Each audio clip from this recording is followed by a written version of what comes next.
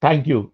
So I just want to give a thumbs up update on the schedule for the rest next month and basically we will have the text next week, which is the 2nd of November, but we won't have 9th of November because I will be away, and then we'll resume on the 16th.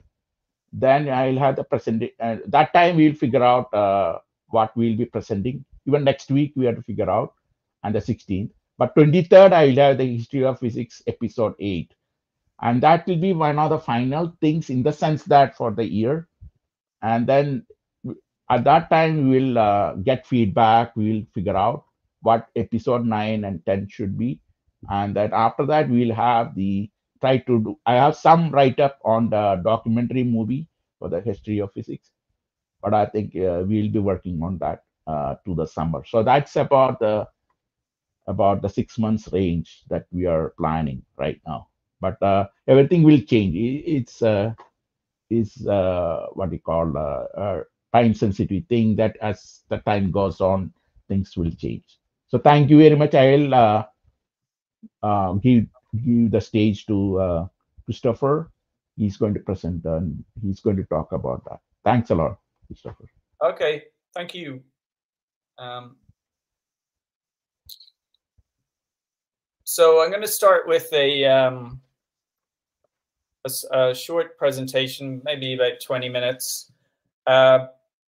This will be mostly sort of background work to the main point of numeric relativity.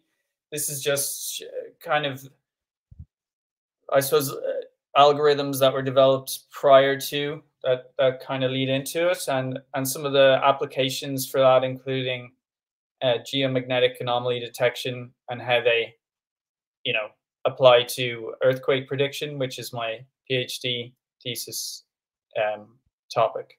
So the title of this slideshow, which I gave at the UKCI 2024 conference, was multi-agent awareness, no retracing diagonal movement for Q-learning. So we'll go through this. Q-learning for grid world problems is specifically the method that we're talking about here. So primarily Q-learning in grid world is a distance finding algorithm. So you see that down here in the bottom left hand corner, we have A for agent, and in the top right, we have OR for reward. And then the rest of the squares, well, all of the squares really are the environment. And basically the idea is the agent tries every path it can randomly until it gets the reward, and it back propagates over all the paths using something called the Bellman optimization equation. And using that, then iterating over all of that, we get the Q function, which basically tells us the most expedient route from the agent's current position to the reward, which is always generally straight line if the program is or algorithm is functioning properly. So in this sense, we can call it a distance finding algorithm. Hopefully this video works, but this will give you a quick sort of visual example of how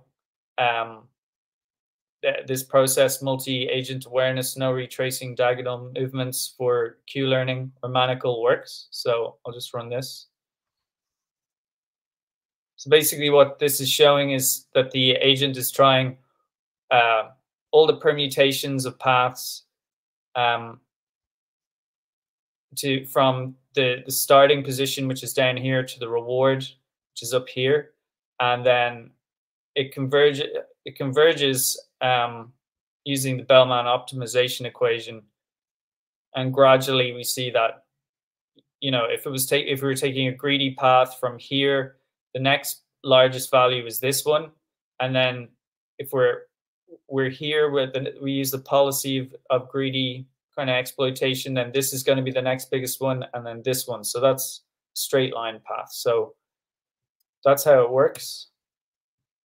See if we can move on to the next slide. Okay, so now that we have an intuitive understanding of how Q-learning for grid world works, I'll just go a bit into the background and history of Q-learning for you. So it was invented by Chris Watkins in 1989. It is effectively a reinforcement learning algorithm, which combines the Markov decision process with the Bellman equation that I mentioned earlier. Some of the applications are in robotics and computer game AI. And then there are simple toy examples, including the cart pole and grid world problems. We'll be looking at the grid world problem specifically. So a good place to start with them would be some of the differences between conventional Q-learning and the numerical algorithm. So for conventional Q-learning for grid worlds, we usually have a single agent, separate Q tables and show board functions. So for instance, the show board function is what you saw in that video, that you would just get the output of the environment.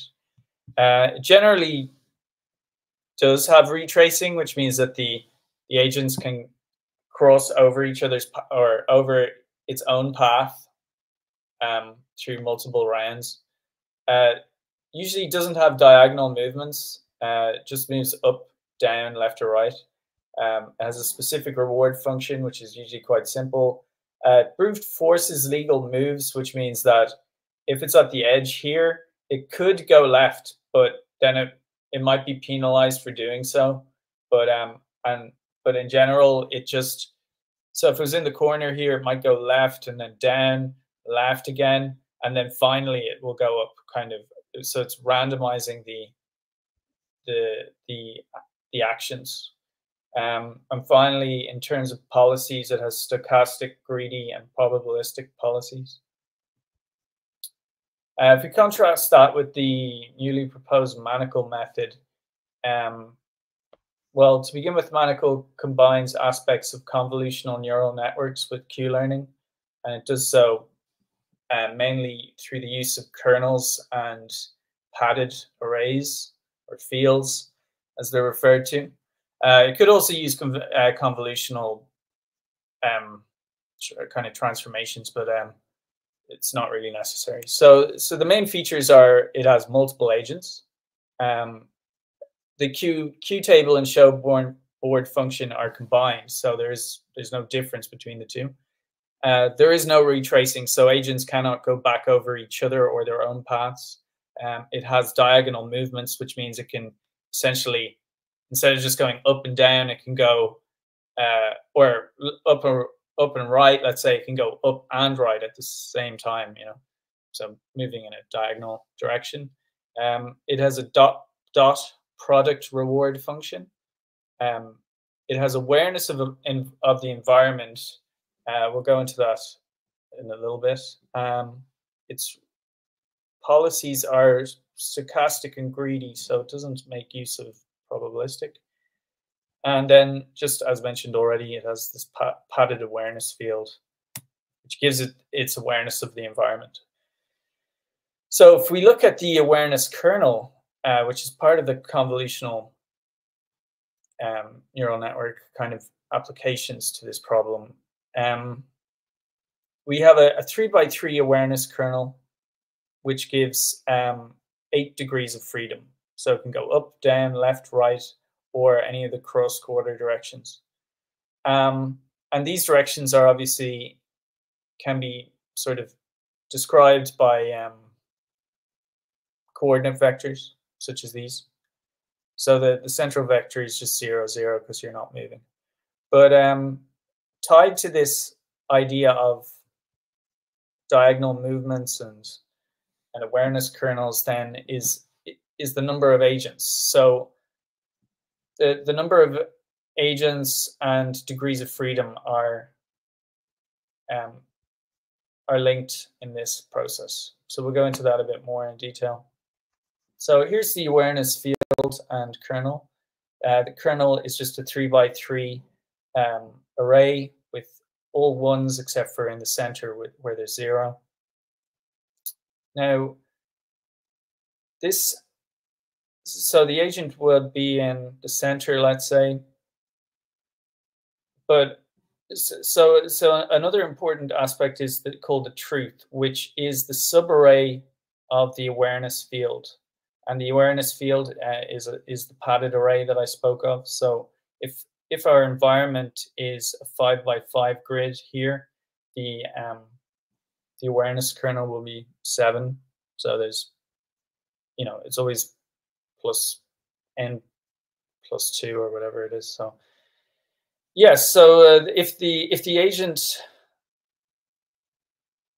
starts here, so basically we get the logic and operation, Boolean operation between the kernel and the subarray of truth within the padded array, and that gives us the screen, which is the number of legal actions available to the agent, and also, if it's the starting move, the number of agents in the entire game.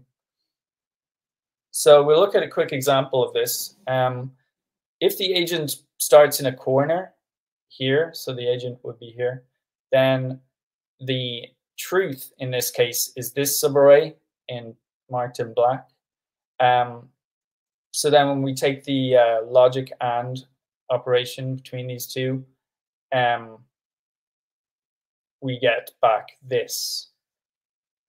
So this tells us that we only have 3 legal actions available to us, which are any of these 3 grayed out points, and therefore only 3 agents in the first case.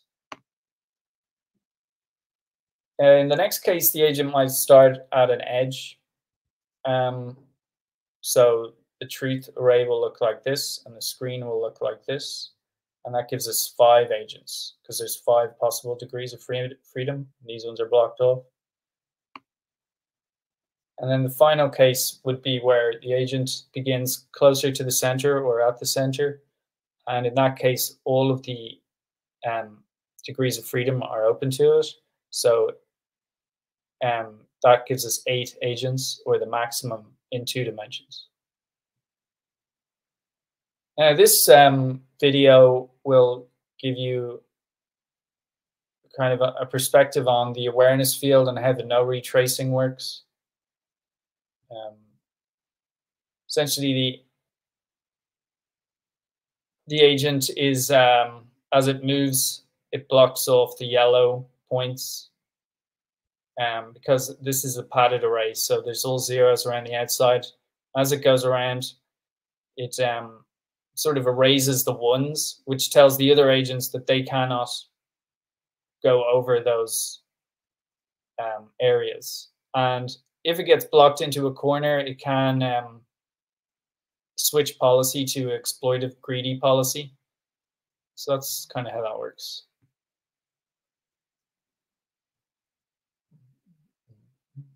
Okay. So can I interrupt? Sure. So I have a few questions, but important question I think directly is that one agent then wins over the other to get the greedy one? Is that the way? No, they all work together.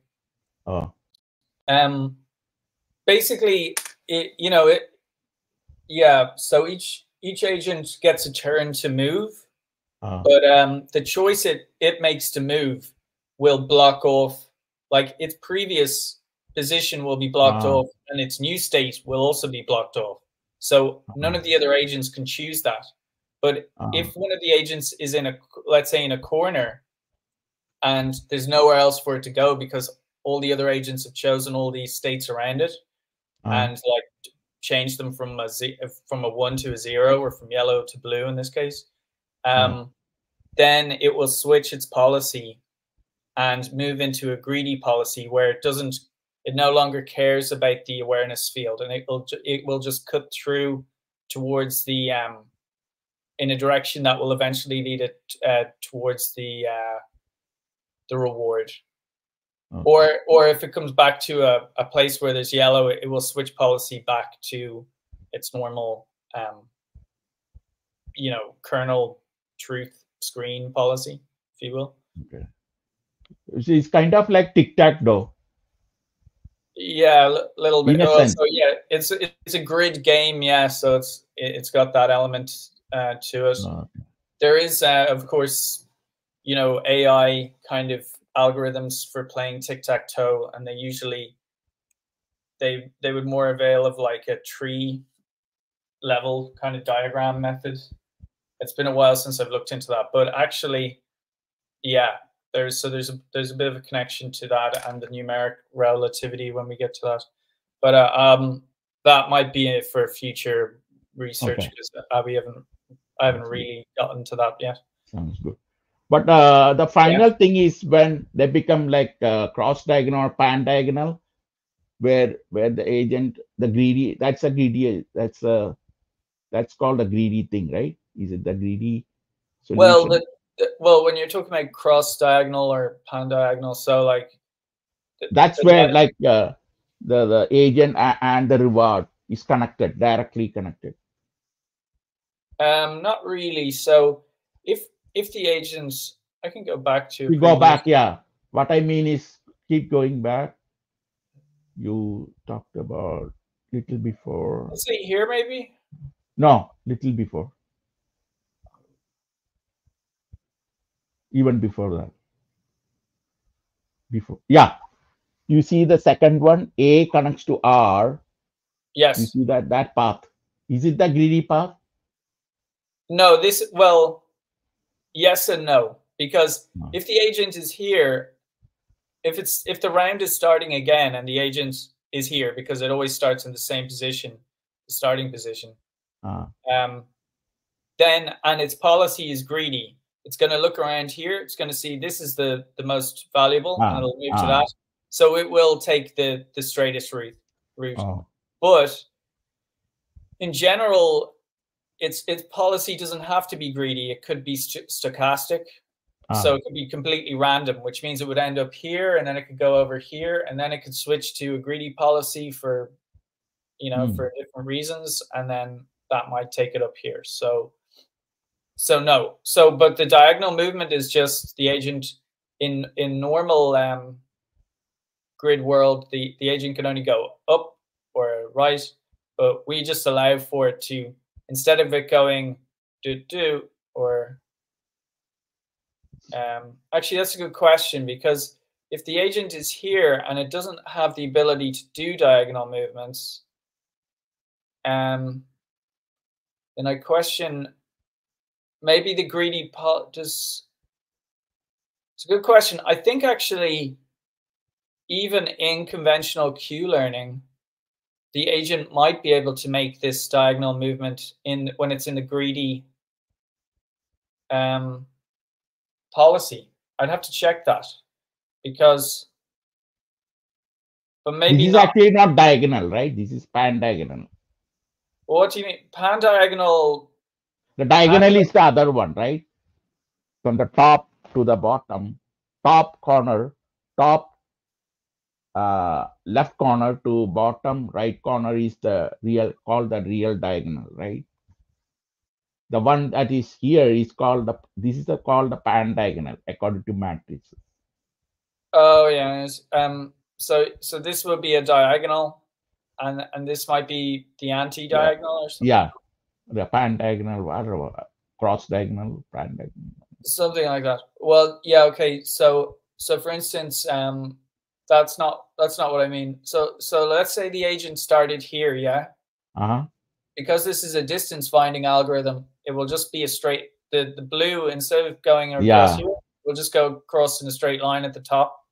yeah. So don't get confused between the fact that this is a diagonal line and that the agent can move in a diagonal direction. Uh, Because let's say the agent was here, it could move up, down, right, or left. But it can also, so these are the cardinal directions, if you like, and then uh, the cross quarter directions would be diagonal directions. So that's what I uh, mean by diagonal. So diagonal. Oh, okay. yeah. So the reward is always top right corner, No, right? no, no, no. The reward Not can be necessarily. anywhere. Oh, okay. This is an But example. like if you kind of, yeah, it's just an example, but in general, so if you place the reward or the agent here at the starting position and the reward here, and then you run it, the number of rounds, like each round, that will be the case. The agent will always start here, and the reward will always be here, unless you're doing something else. It really depends on what you're doing, your use case, and such.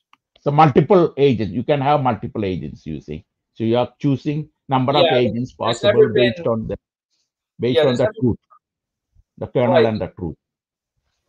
Yes, there's never been multiple agents for conventional Q learning in grid worlds up until now, because as pointed out, so in the applications, you can have multiple agents in robotics, obviously, and sure, in computer game AI. I mean, think about all the like StarCraft 3 or I don't know World of Warcraft or whatever it's called.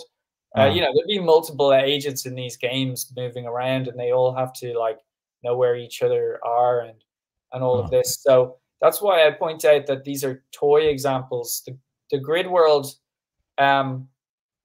was just a toy example, maybe to show, oh, this is how these things work. But the real applications in terms of real world and virtual realities were in these kind of sectors. So they never fully developed the grid world to, you know, to include multiple agents, to include things like diagonal movements, or because there was just no need, they felt. So I guess that's why they overlooked it. Okay, thanks. No problem. Okay. So yes, it's been a while since I did this talk, so it's a little bit how do you say, rusty. So if I'm a bit slow, so I apologize. So here we go. Anyway, the reward function is based on this equation here called the status. And as we can see over here, the status is defined as the sum of the current position, S, or state, of all the agents in the instances. So each agent, because there's multiple agents, each agent has its own instance, which is basically like a record-keeping device that says where the agent is, and other factors, whether it's active or not, these kind of things. So it says here Manacle has no end function. Instead, if the dot product of the goal, the reward state, with itself does not equal the dot product of the goal with the mean of the status, the game continues. So yes, and as I said, the status is the sum of the position of all the agents in the instances. So that's what we see here, the sum of the state I for all I in len instances.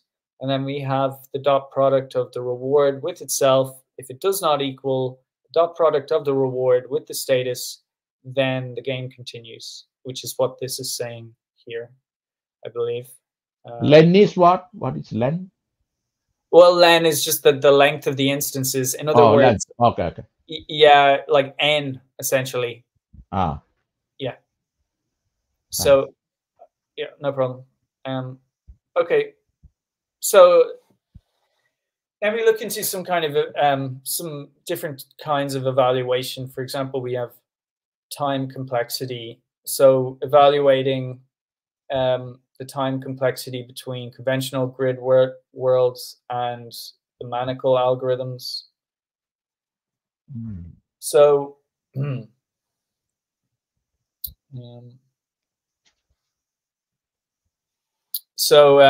in blue here, we have the conventional Q learning that starts at a corner.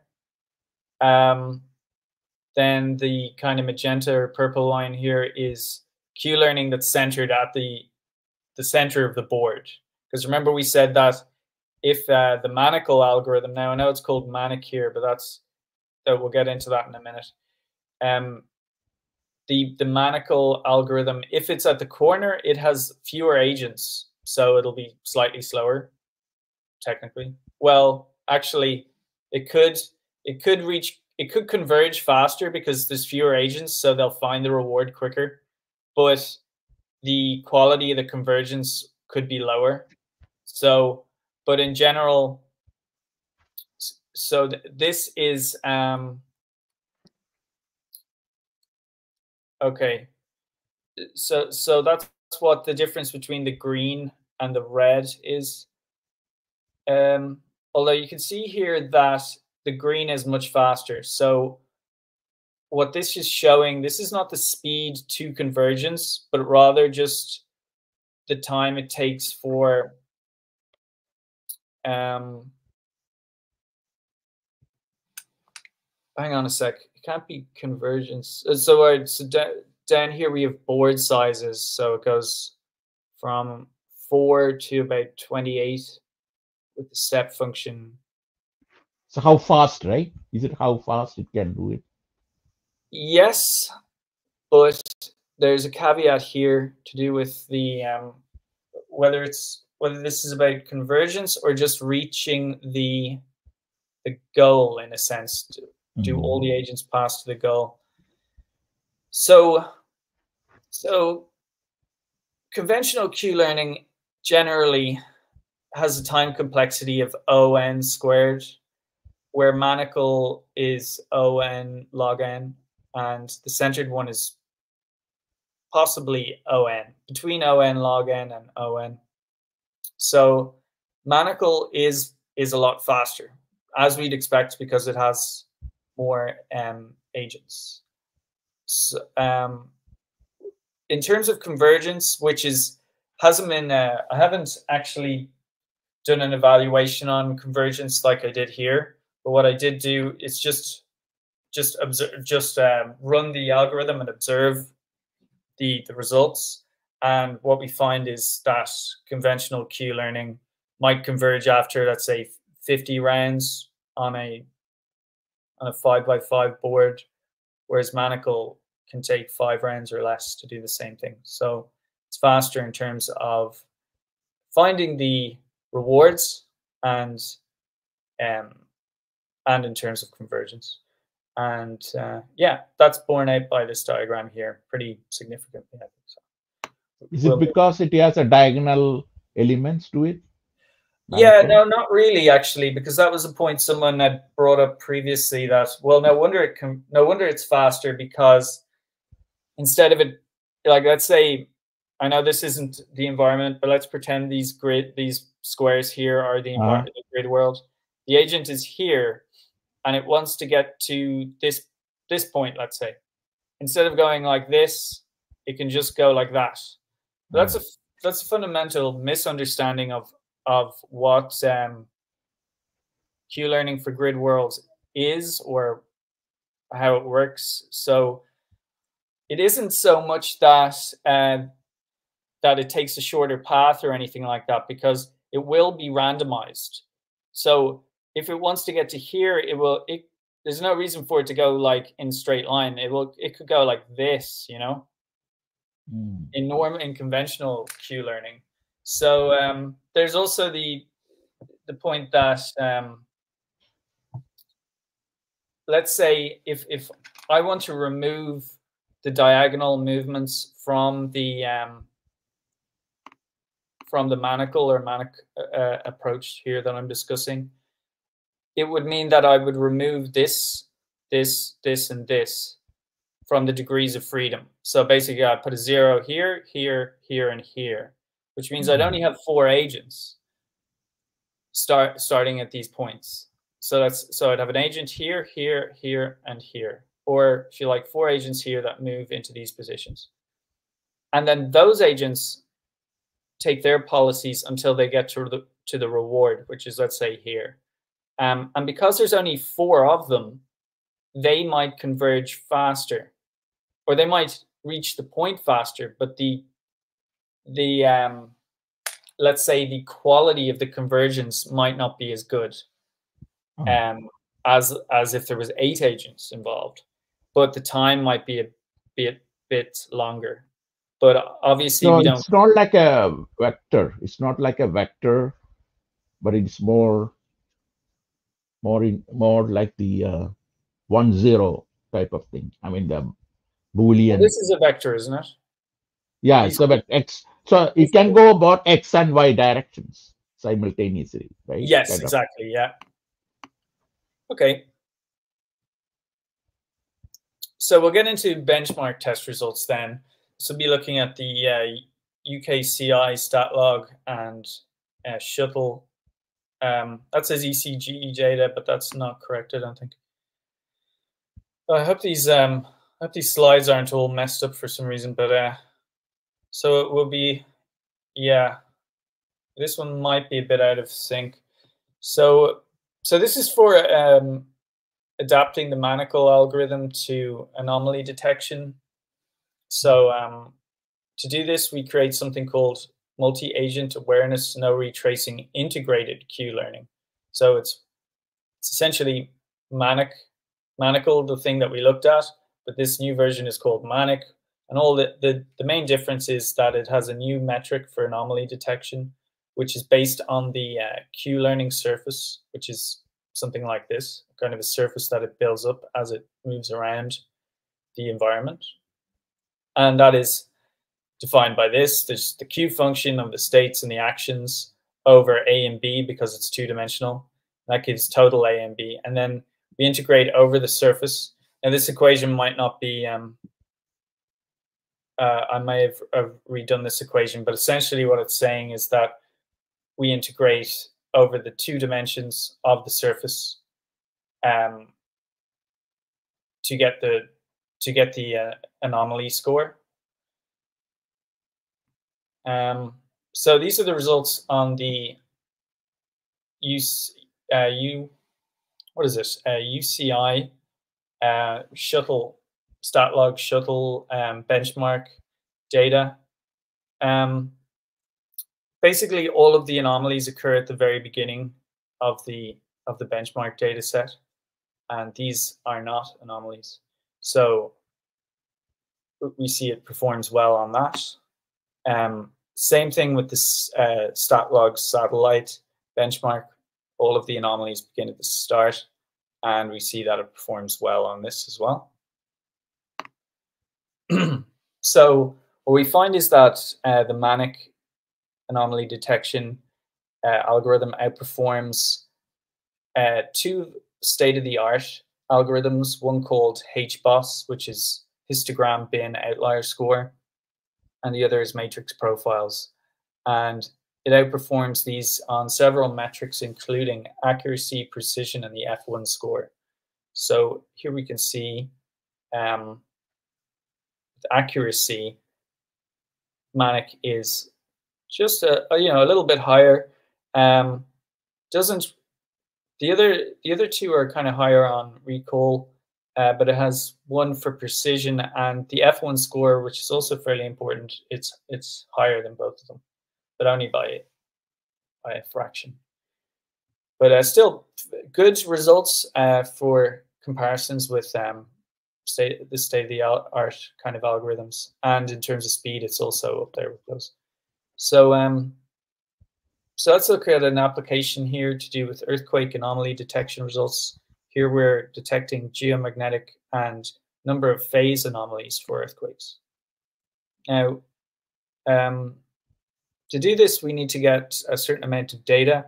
So we need to get data from the Earth's magnetic field, which we do through the European Space Agency's SWARM satellite constellation. But we need to get it over a specific region, which is defined by the Dobrovolsky radius, which is 10 times the magnitude times this value here. Another important, so this will be defined at the center of the preparation zone will be the epicenter.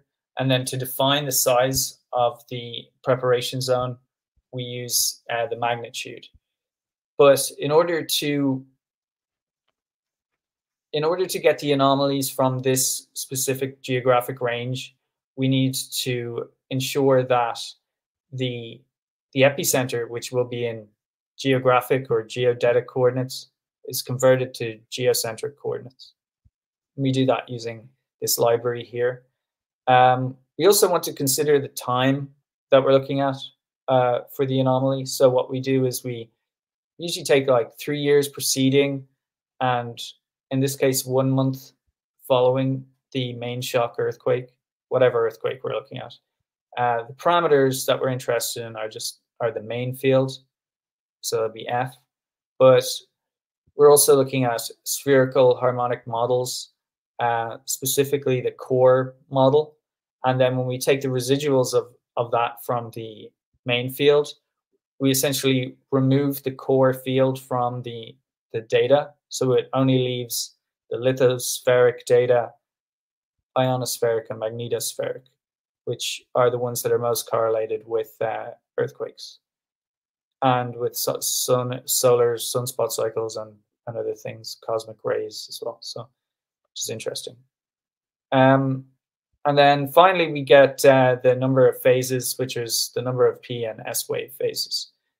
Because what we're looking for is a pattern between the geomagnetic anomalies and the seismic anomalies to see if we can use these as a prediction. Hopefully that's so will it eliminate sunburst, things like that? The corona injection, you get once in a while the flashes from the sun because of the things that yes. happen. Well, I mean that would be picked up in the magnetosphere, but it wouldn't be in the core, let's say, as much. See, because there's 3 satellites, it can it has kind of like a parallax view of the Earth. So it can I think essentially it has a because they have the models of the field for the inside of the Earth, which they generate using spherical harmonics, and then you can see the residuals between those and the real field. So this is meant to sort of penetrate down and see inside the core, as well as inside the lithosphere, so the upper mantle. Okay.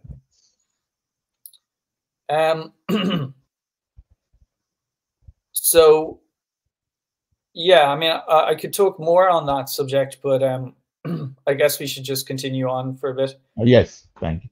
Okay, so earthquake case studies 1. So these are the first group of earthquakes I looked at. One was in the Aegean Sea, so the epicenter is around here in the ocean.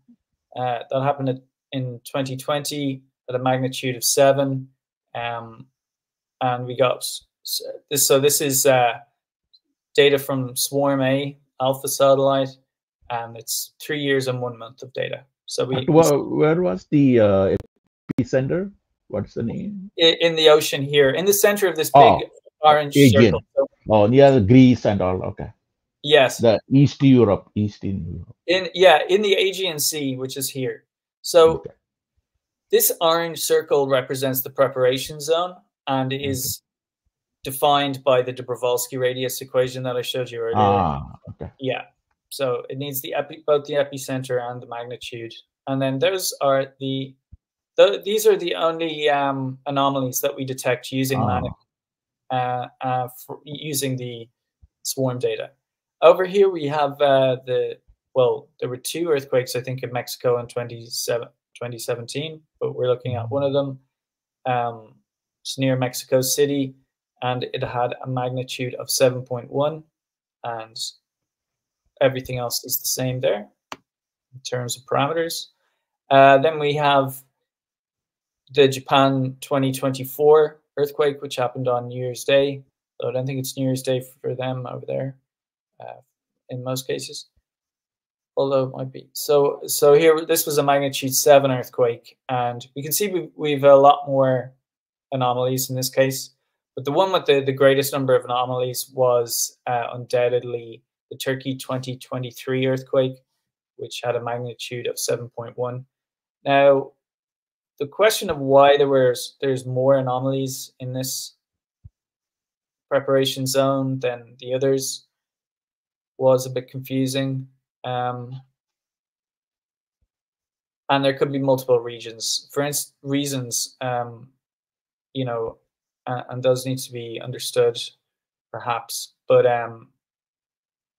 so far, it is the case that there are more anomalies here. So this one is kind of the one we're most interested in. So if we plot the anomalies in red, these are the geomagnetic anomalies, and in blue is just all of the data from the swarm satellite. And in the black trace here is just tells you where the main shock occurred. So we see that as time progresses, the anomalies get closer and closer together until the main shock event. So this is IQ, right? Manak IQ. yeah, using the Manic anomaly detection method, this is what we get. However, if we run it on some of the others, for example, the Aegean Sea earthquake or the Mexico 2017 earthquake, we see that we are not getting a lot of data back. So for instance here, we detected over 3 years and 1 month of data, but we only got like 1,600 seconds worth of usable data back. So obviously that's not good enough. Same with over here with the Turkey earthquake, we only get like 7,000 seconds. So I don't know what that is in hours, but it's basically nothing when compared to 3 years. So we can't use the only one that returned any usable data really, as I mentioned, was the Turkey earthquake. Now, the reason why there might be a lack of data, because the swarm satellites themselves have like a sample rate of 1 second, and they generally have, you know, the data is reliable. Like there's no gaps in the data. The reason why there's major gaps here is because we are filtering the data in a number of ways. First way, as I mentioned, is we're filtering it geographically using the Dobrovolsky radius. And the other way, we also have to filter it between 10 and 20 nanoteslas, because that's the range where we would expect detectable anomalies from earthquakes to occur. So with these two constraints, that is the reason why we resolve with a lack of data. So the reason why the Turkey earthquake might have been different is because this area is quite a complex fault zone with a lot of different plates all interacting, Eurasian and African plates all coming together. Also, it's kind of further north, which means it's getting closer to the poles, which are a lot more active. It's also over land, which is mostly over land, which is good. You know, although we'd expect maybe more anomalies over the sea, because you can see like a kind of a 5% increase in the strength of the magnetic fields over the oceans from one perspective. So those seem to be some of the reasons why we're getting better data from Turkey. Another reason is that the Turkey Syria 2023 earthquake wasn't actually just one earthquake. There was two earthquakes very close together, and then a third one even occurs in the sort of in this area. So it's like the aftershock or something. Yeah, I guess, but they were big aftershocks. You know, the aftershocks were nearly as big as the main shock. So that could have an effect. So if we overlay the magnetic anomalies that we got previously, shown here in red, and the number of phases anomalies shown in green, and the blue trace in the background is the number of phase, number of phase data, and this is the main shock here. So we see, oh, sorry. I believe this is downsampled to daily, which is why there appears to be less data. But effectively, what we see here, and this is using the Manic algorithm to generate the anomaly detection, and both the anomaly detectors for both the magnetic and number of phases anomalies, they're same parameters for both, no difference. What we see is that the anomalies get more numerous and closer together until they overlap at the point of the main shock. You see that? Mm. So that appears to be the relationship between the number of phase anomalies and the geomagnetic anomalies. And by the looks of it, and I've kind of proven this statistically, but I won't go into it here or anything. Looks like there's a kind of a logarithmic pattern to this effect, you know, as it gets closer and closer together. And that's interesting because logarithms obviously have a lot to do with earthquakes, both in terms of how they are sort of measured, in terms of their magnitude, and as well as other areas. For instance, the Ricotake empirical law, which is interesting, and it kind of defines the number of anomalies you might expect to see preceding a seismic event. So, right. So this could be a more human readable version of the previous one. I think, yeah. Okay, I think there might be some data missing here, but in general, what we're seeing here is the normalized data of the previous two traces with a moving average window of 20, which just smooths out the curves, and it's downsampled to hourly, actually. So is it Richter scale type of thing versus the magnetic thing, or the kind of, yeah, a number of phases, just like the primary and secondary waves. So the primary waves reach the detector first, and then the secondary waves take a bit longer. And the reason for that is because one is traveling through the Earth, and the other one kind of travels around the over the surface. So surface waves will be faster, right? The difference. Surface waves Sorry? be faster. Surface waves should be faster, or yes, yeah, the surface waves are faster. So, but the difference in timing between the two can allow you to pinpoint where the earthquake occurred on the Earth. Yes, but so you can do a lot of funky things with the number of phases data, but we're just taking it like as a block of data that we're just interested in the anomalies, not necessarily when they arrive or anything like that. So we also have a there's certain types of smoothing algorithms that were applied to this as well. But essentially what this is showing us is that when the number of phases anomalies are up or are down, the magnetic anomalies go up. It's not always the case. Like here, they coincide, but in general, like number of phases is up, magnetic anomalies is down, magnetic anomalies down, or negative correlation. So yeah, it's yes, inverse or negative, exactly. And then this kind of correlation wanes a bit, and then they both overlap at the end. They both peak. So that's unexpected though, because you'd expect I don't know, either that you'd expect something more like this, that when the number of phases anomalies go up, that the magnetic anomalies would go up straight away, you know, but they don't. There seems to either be a lag or an anti-correlation, like you mentioned. So that's a strange fact of the matter.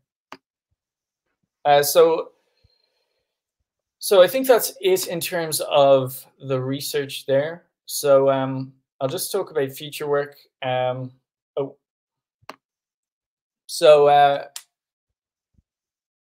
Yes, as we've seen, the Manic algorithm works well for point anomaly detection.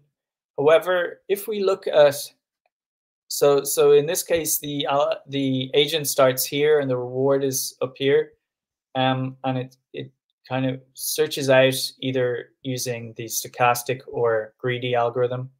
But as we can see here, it's not a perfect surface. Like there's bumps in it, which are generated because of the randomness of the algorithm.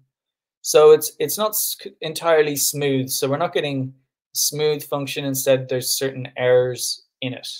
So if we want to, you know, get a smoother function which could be useful in various areas, including the numeric relativity that we're going to look at today, then we might want to apply a different method than the one that I've just spoken of, the manic or manical algorithm method. And this new method should employ spherical coordinates and summing over iterations of the algorithm. And this is interesting because both of these, what would you call them, properties are used in general relativity. So other applications for this kind of research then in future, aside from things like GOR and maybe solving things like the three-body problem, which is kind of popular now because of a similar TV series with the same name. So yeah, other applications might be in explainable or rather interpretable AI and updating features without training the model. It's not connected with the generative AI, right? Explainable AI. Yeah, generative. No, not at all. So explainable AI is and interpretable AI. So the way we were just talking about artificial intelligence and neural networks and how they are they're essentially black boxes because it's a lot of matrix multiplication going on through the different connections of the nodes within the network, but you cannot see those operations. So that's about machine learning. Is it connected or is next level to machine learning? Higher level to machine. Exactly. So you can't. So you can't explain why the neural network gives the answers it does, and you can't interpret, like certain machine learning methods would be interpretable. For example, random forests and things like that. That's why they're often used in medical applications, because patients want to know why the computer said, you are or are not eligible for insurance, for example, or something like that. So that's basically it. It's so companies can explain why people have been placed into different buckets or brackets for insurance companies and stuff like that. Okay, so excuse me. Another application of what we've talked about is that you can, so far we've kind of looked at grid worlds in 2 dimensions, but you could also run the manical or manic algorithms more the manical one in like 3 dimensions and in 4 dimensions and higher. However, the more dimensions that you have, the problem becomes, like, the search space grows and the problem becomes kind of exponential to solve using the manical method, because there's so much like random motion involved. Like for example, in this one, I think a different method was employed here where there's multiple waves of the manical, or the manical agents, and so they eventually get squashed out at the edge, and then they choose because they've nowhere to go, they choose a greedy path, so they create this hard line here on the corners, which is not what we want.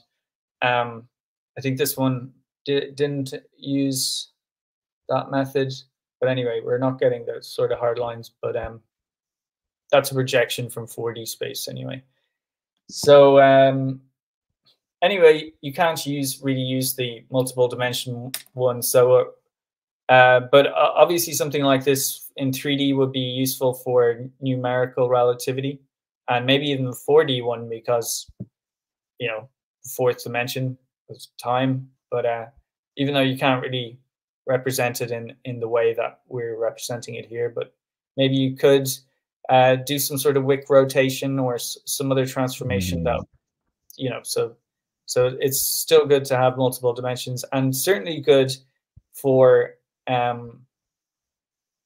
explainable, interpretable AI to have because most data sets will have, tens or hundreds or thousands or even millions of dimensions. Is a manifold, is it more linear? It's like a linear operator than a non-linear operator, something like that. How do you, the manifold? Yeah. Um, because you see these these kinds of what do you call botched out data because of the fact that it becomes you need a non-linear operator than a linear operator, something like that, because it is higher dimensions. To handle higher dimensions, you need a more complex type of operator. Yeah, kind of. So that's what I'm going to show next. Okay. I think we'll skip the conclusions because I think you got the idea there. Yeah. So we'll just get out of that.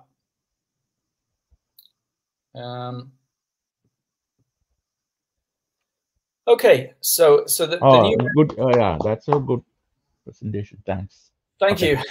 Thanks. Okay, so the new method essentially, let's say the planet that we're interested in generating gravitational field for is in the center here of this environment. So if we play this, field is kind of going out, and then it comes back into the center. Now, so this is what I'm talking about when I'm talking about spherical coordinates, because did you get that from the people, the numeric relativity, that thing I talked about, YouTube? You got the algorithm from there, or you made your own algorithm? Oh no, this is not like they're using supercomputers to do their work, I think. Aren't they? This is just running on a normal laptop. Oh, so you use your own algorithm? Yes. Yeah. We're using reinforcement learning to generate in this. You'll see as we go on. This is just the beginning, but as we go on, there's going to be like and it's this work is still in its early phases, so it's not complete or anything. Do you put Einstein's general relativity equation into the thing, or how do you? I'll show you how it kind of goes, okay. But yeah, we're using. So you can imagine we're using spherical coordinates or polar transforms. So the agents in this sense are, let's say there's a line across the bottom of the screen, and they all move up the screen, and then when we shift into polar coordinates, so a bit like how you shift from Cartesian to polar coordinates in general relativity, and then use the Levi-Civita connection to make sure everything's squared up. It's a bit like that. So the line becomes a circle, just like in general relativity, straight lines become geodetic. Or is that right? Geodetic? Geodesic? Well, they become curved lines anyway. So the point is that space-time. Yeah. Imagine this here is the agent. Yeah.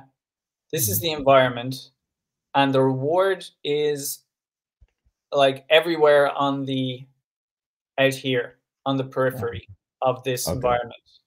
Now we want the agent to go out and hit the reward at every point out here and come back. But we don't want it to do it randomly, because that would take too long and it would be too messy. And as we've seen before, generates errors. So instead we wanted to, when it goes out to the first area where it just creates a cube, we want this to split into 8 agents. And then after that, we want it to split into, however, keep going out and out and split into more and more agents. And each one of those agents, when it splits, is basically a different path, a different tree branching diagram. And that's why this kind of relates back to what you said about tic-tac-toe. Is it? Tic-tac. Yeah. There are 2 players normally. You put X or somebody put O. Right, yes. But what I'm saying is the AI version of it it uses something called min-max. Max, something called min-max, something anyway. I'm getting, there's the word min-max is used in different contexts in machine learning. So, and it's been a while since I looked into it, but there's an algorithm that basically just tries all of your moves and all of your opponent's moves, and then picks the best one. So it maximizes its reward function. So I play that again. See the agents become more numerous, and then they become less numerous. And it's like mutually exclusive movements, mutually exclusive movements. Right, exactly, because you want to get all the unique movements, but not you don't want them like overlapping until they need to. Okay, so this is the kind of thing that it will generate. These are the paths out from the center to the edge and then back in again. And we can change the size here. So we could say like 15 and run that. So you wrote the Python code? Yes. So it's actually pretty, you can see it's quite fairly fast on small, but we can even do like even versions, even numbers. And it gives these nice kind of interesting patterns. Okay, so now we can also do something where instead of just going out and back in, we can rotate the circle as it goes out, which kind of gives this sort of more dynamic pattern. Which is a bit like a swastika or something, or a torus actually is better. I'll show like 4D type of thing, like this kind of torus knot where it's going around. That's what kind of what's being generated here but this is only a 2D example. Obviously we'd want to go up to 4D, but there's a test we can run, because as in the case here, like there's a lot of stuff where if something is a prime number, so that's not this is a prime number. You can get modulations which let's say the prime number is 7. You can get modulations where it hits all of the numbers and doesn't leave any of them out, and does so in a variety of different ways. That's kind of described here as well, but in a more complicated way. Okay, I don't know if that's really as much help as those, but same with torus knots. They'll, if there's 7 points, the knot is going to interact with all 7 points and not leave them out. Same that kind of thing. Okay. So we look for the prime numbers. This could be an important thing, and then we find that during the polar coordinate transformation, we get these sorts of dimensions. So for some reason, I think it's thinking, I guess it says 2 is a prime number maybe, but 43 is a prime number, 59 and 239.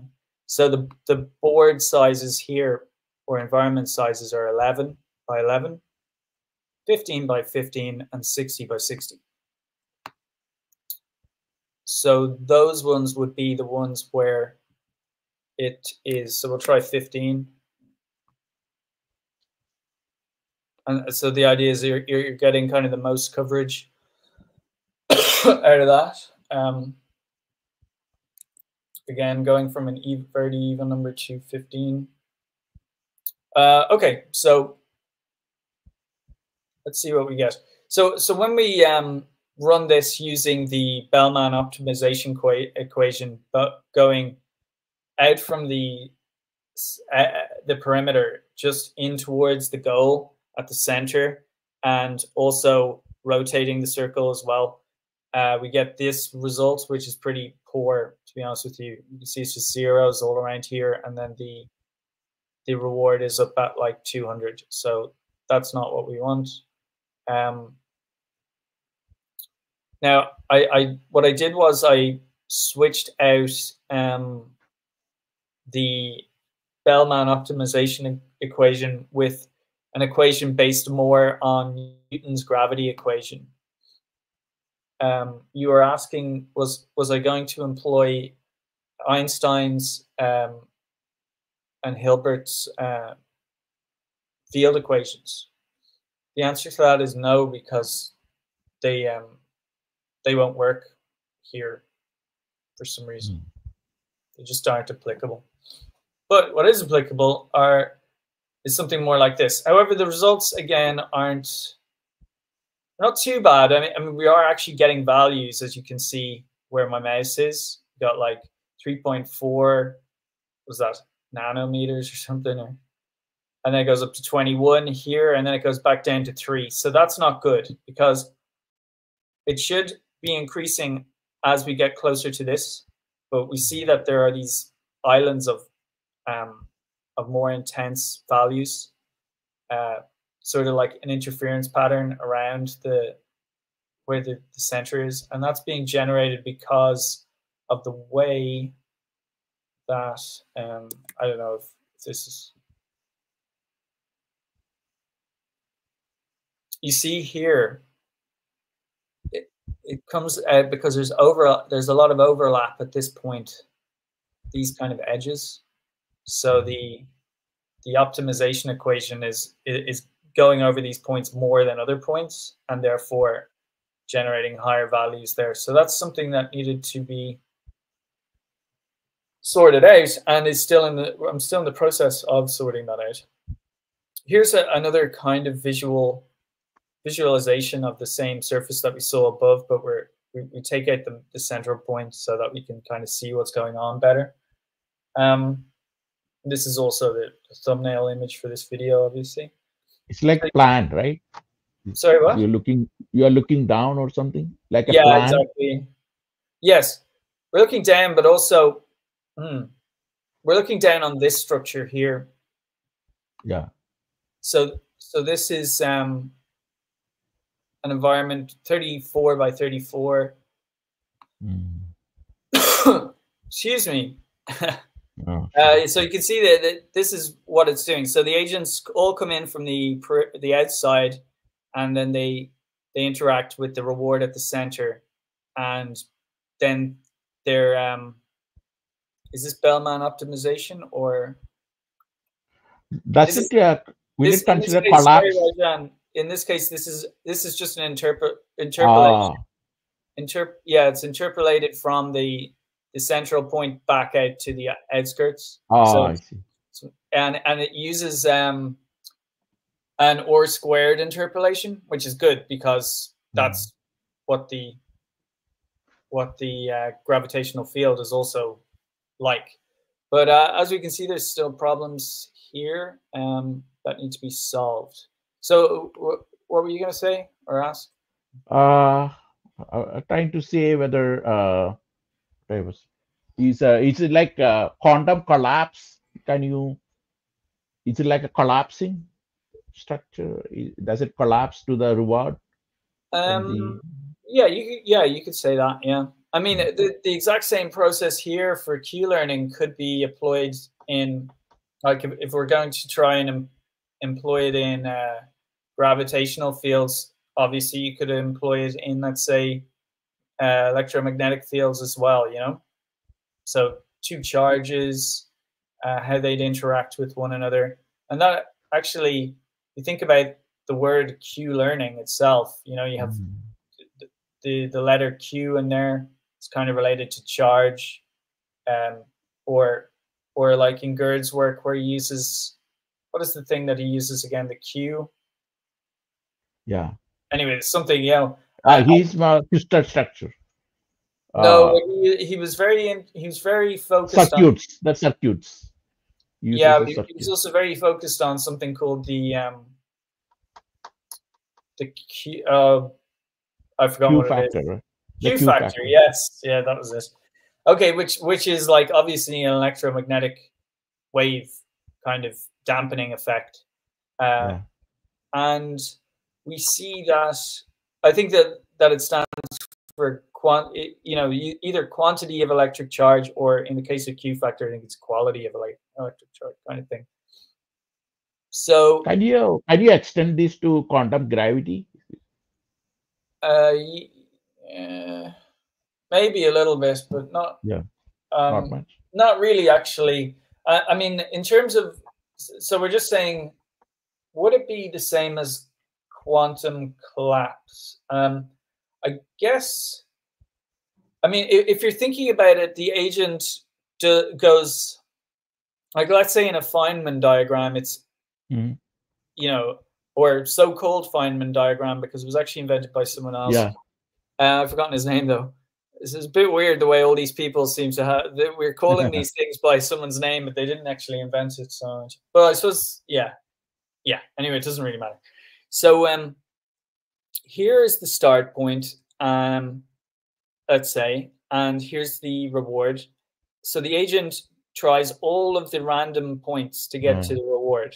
Now, that's very like what we talk about in so-called Feynman diagrams, where the particle tries every point, and then you sum over all of them to get like the most, the lowest level rank of tree branching diagram, which is just like a straight line or whatever. So, so you could consider that like a collapse of the wave function, because there's like all the possible routes, and then it collapses to the shortest one, which is a very much just like, path of least resistance or something like that. So, but in this case, we're not trying all possible routes. We're just focused on a very geometric structure, which is based on the polar coordinate transformation, which is kind of key to the, how do you say, to the geometry of general relativity in general. So to your other question about quantum gravity, I'm thinking no, because the surface is, the intention is to create a smooth surface. So like smoother than that.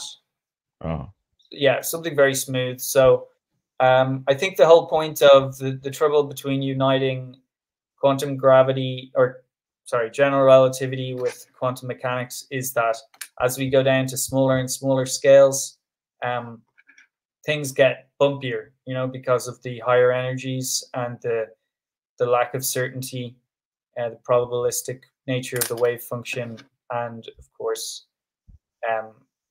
and other, more physical aspects, maybe to do with 0-point energy and things like that. So we cannot make a continuous, what is it in general relativity? You need, it needs to be differentiable, Yeah.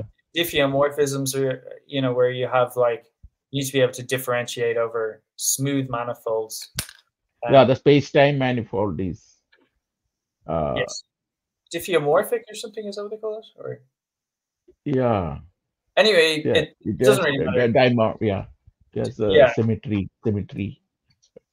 Yes, so you cannot do that over discrete values of, let's say, the Planck quantized wave function, or whatever you want, or whichever quantized. It doesn't really need to be Planck, or at the Planck scale, even, where everything becomes discrete. So, and quantized. So, but just because those two things aren't, so you're not going to be able to necessarily differentiate. Although maybe you are, because in a sense, everything in a computer is discrete. If I move my mouse around, you can see the Z value is changing. Now, the values are continuous because they have a decimal like place. Pixel or bit or byte. Right, but yes, so every time I move to another coordinate, I get a new value. But so that is discrete in a sense. But if we look at the actual surface, the surface appears continuous. You know what I mean? Yeah. So it's obviously not discrete. So you could like interpolate over this surface even more, but there'd be no point because it's not smooth in the sense that we're looking for. But if you were to, let's say this was close to being smooth, like in the next example. Oh, actually, I don't know if I need to run this. Oh, I will need to run this. Oh, that's not right. Oh, no, it is right, I think. So this is kind of a smoother surface. You see it's starting at like 0 and then it goes up in a smoother, much smoother way to what we've seen previously. And the reason for that is because I'm using the value 15, which is one of the prime number transformations. So what am I trying to get at here? So we could interpolate over this and get, continue the function, get it smoother, and that would be okay. But I'm getting a bit off point here. So, but if I were to change this to a different value, let's say 14, just has no relation to the prime numbers, you get very spiky results. And this is because we are only going out from, oh, where's it gone? Oh, maybe I didn't run that. Oh, there it is. We're only going, let's say, out from the center in straight lines, or in from the outside in straight lines. But we could also start, because the circle's just getting smaller. But if we rotate the circle as it gets smaller, we're going to have spiral lines into the center. And then the more we rotate it, the tighter those spirals are going to get. And then you could also rotate it in the opposite direction. But I don't know if that's a good idea. Might be, though. Actually, probably would be. But I think if you were, if you were trying to model a black hole or something, like a rotating Schwarzschild black hole that rotates, then it would probably only want to go in one direction because of frame dragging or something. But assumingly, chiral things. Yeah, I mean, opposite it would need things. to be, see if it's slower than a black hole. If it's just the planet's just sitting there in space, and maybe there's a moon out here and everything's kind of quiet and normal, then it wouldn't matter which direction you go around in. You could probably go around in both directions because gravity is going to be way faster than either of these things can be as they move. Gravity is like traveling much, much faster than the speed of light in at least 1 degree of gravitational field. Yeah, because I mean, if the sun were to vanish, I think the effects would be discernible on Earth straight away. I know that general relativity says that nothing can travel faster than the speed of light, but it's pretty obvious that the Earth knows where the sun is and the sun knows where the Earth is at all times, and there's no delay. And there's other reasons, which we've gone over in previous podcasts. Yeah. So this is like the multi-body problem, right? Like multi-bodies. Well, this is it, yeah, because with this, now we're not there yet, but we're not far off. Once we add in rotation of, let's say, the Earth around the sun, and we have the Bellman optimizational equation creating the greedy policy, which creates the distance algorithm from the Earth to the sun, let's say, that's going to say, okay, well, next time step, move 1 step closer to the reward using the greedy policy. But if the planet is moves 2 steps over here, then that will cancel out the step here. So this would be in a stable orbit, the Earth will not fall into the sun. But if it's going faster, because it steps like, if it's going, let's say if it's going slower, then it will fall in. If it's going faster, it will have escape velocity. It will keep going out. Mm. So that wouldn't be too difficult to implement. And then to your point, there, if we had a moon going around the Earth, which we do, then we would have that as the central reference frame around which everything else is polar transformed. And then we just have to, we do the same thing then for the moon around the Earth that I just spoke about. And then we would have to um, do a second Bellman optimization equation greedy algorithm for the relationship between the moon and the Earth and the sun. Sorry, and then that would be simply a case of just summing those two together, and that should not be too difficult. You know, certainly it won't be a massive problem, but there's a lot of before we can get to that point. There's an awful lot of work that needs to be done here. Um, just like I said, what's missing is the multiple spirals of different modulos. So going back to this kind of thing, um, we don't want just okay, we don't want something like this. We want like all the possible modulations of the wave, so that we cover all the bases. Do you get me? Mm-hmm. Okay, yeah, something more like this might be not just a straight line, but all of the modulos, and then that will cover everything, and it will make this a lot smoother, and especially when this is a finite field with a prime number along an axis, we're going to get see the way this is already becoming smooth. Mm-hmm. I think it will converge and become a lot smoother. That's the hope anyway. And then the next step then would be, so this would be for the sun, let's say, and then you'd have another one here for the Earth, and then you'd sum those two together, and that would create a bridge between these two at a certain point, which would probably fan out, and that's going to be the connection between the Earth and the, what did I say, the sun?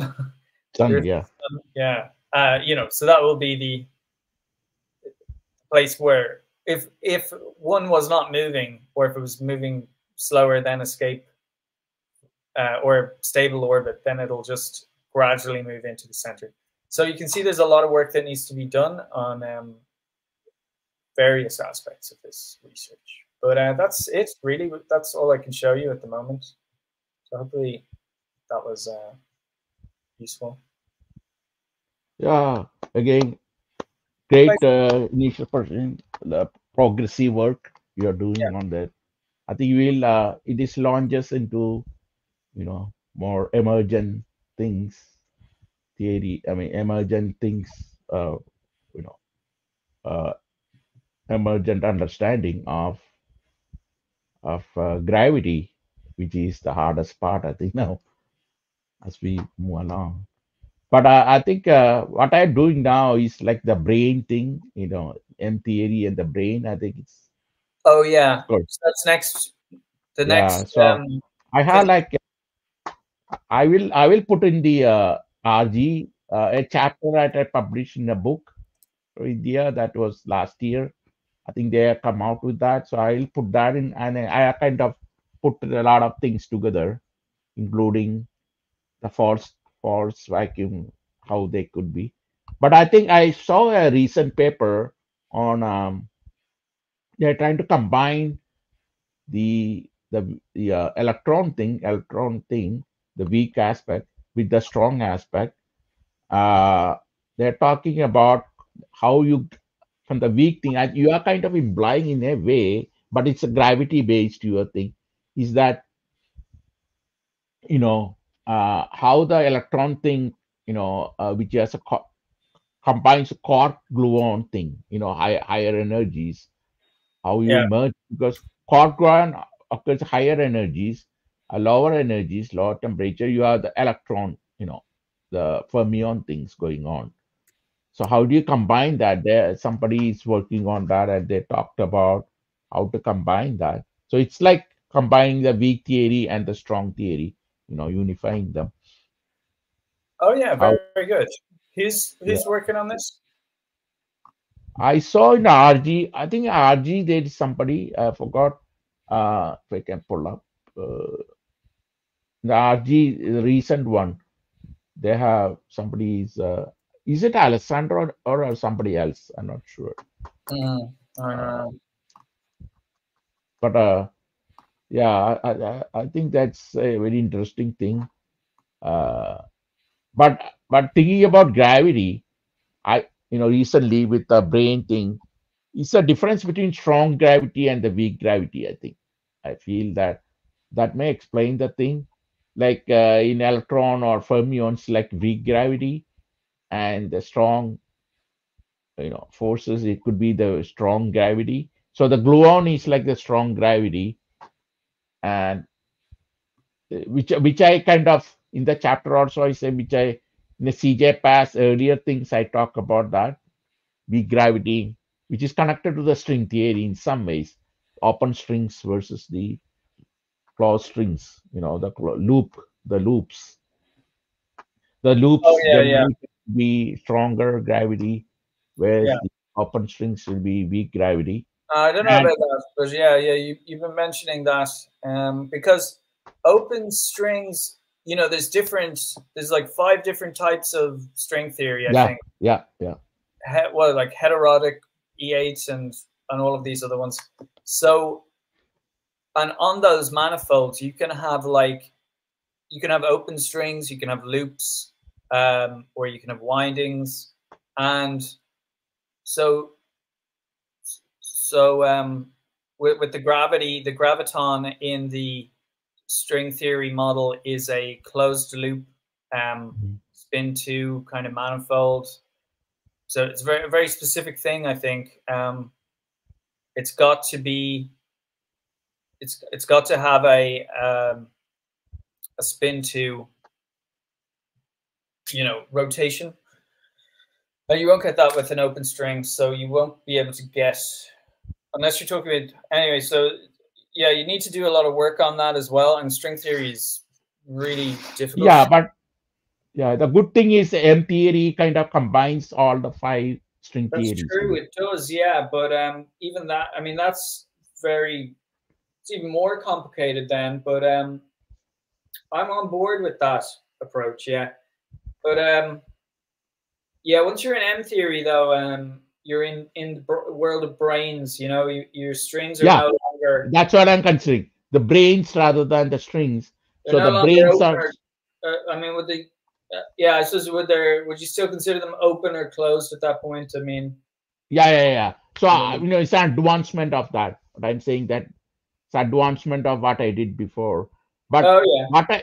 what I find is, we go back to our iron calculus, the original thing, the Helmholtz, where you have the 0 point here field and the micro black hole. Uh, so the idea is that when I do the clock, I convert everything to clock. I mean that's one thing I am publishing now. I mean it's a little more complex, but think of that the clocks will run faster with the 0 point, and the clocks will run slower with the micro black hole. So what happens is it stresses along that the brain and then it compresses. So it becomes like a brain, it becomes like a thin film, like thin manifold, Mhm. and then in that one you have the micro black hole which will create the vortex thing. So locally it will create like gravitational, it starts curving it will curve the brain, and so it curve the brain, and eventually it'll create a curled up dimension in the brain. So that's what I am looking into right now. So how it become curled up dimension, and the clock will start running slowly and it becomes quantum level. Uh, But then at the quantum level again you have to so from relativistic to quantum level it becomes, but the quantum level again at the Planck level it goes back very fast, So that's what we have to figure out. How it becomes again fast, the speed of light. Again, it becomes either fast or superluminar. So my feeling is that it becomes superluminar and become very noisy, like superluminar noisy condensate. So that's what I'm looking into. How that compresses and it becomes, like a micro black hole, then it converts like a quasar, whatever. So it is like black hole becomes supernova type of thing. And Wait, that so time in the micro yeah, level. I don't know, like you what the noisy element is that kind of equivalent to the quantum randomness or Yeah. something? Yeah. The quantum So are you superfluid saying type that of the thing. quantum randomness is Yeah. superluminal? Yeah.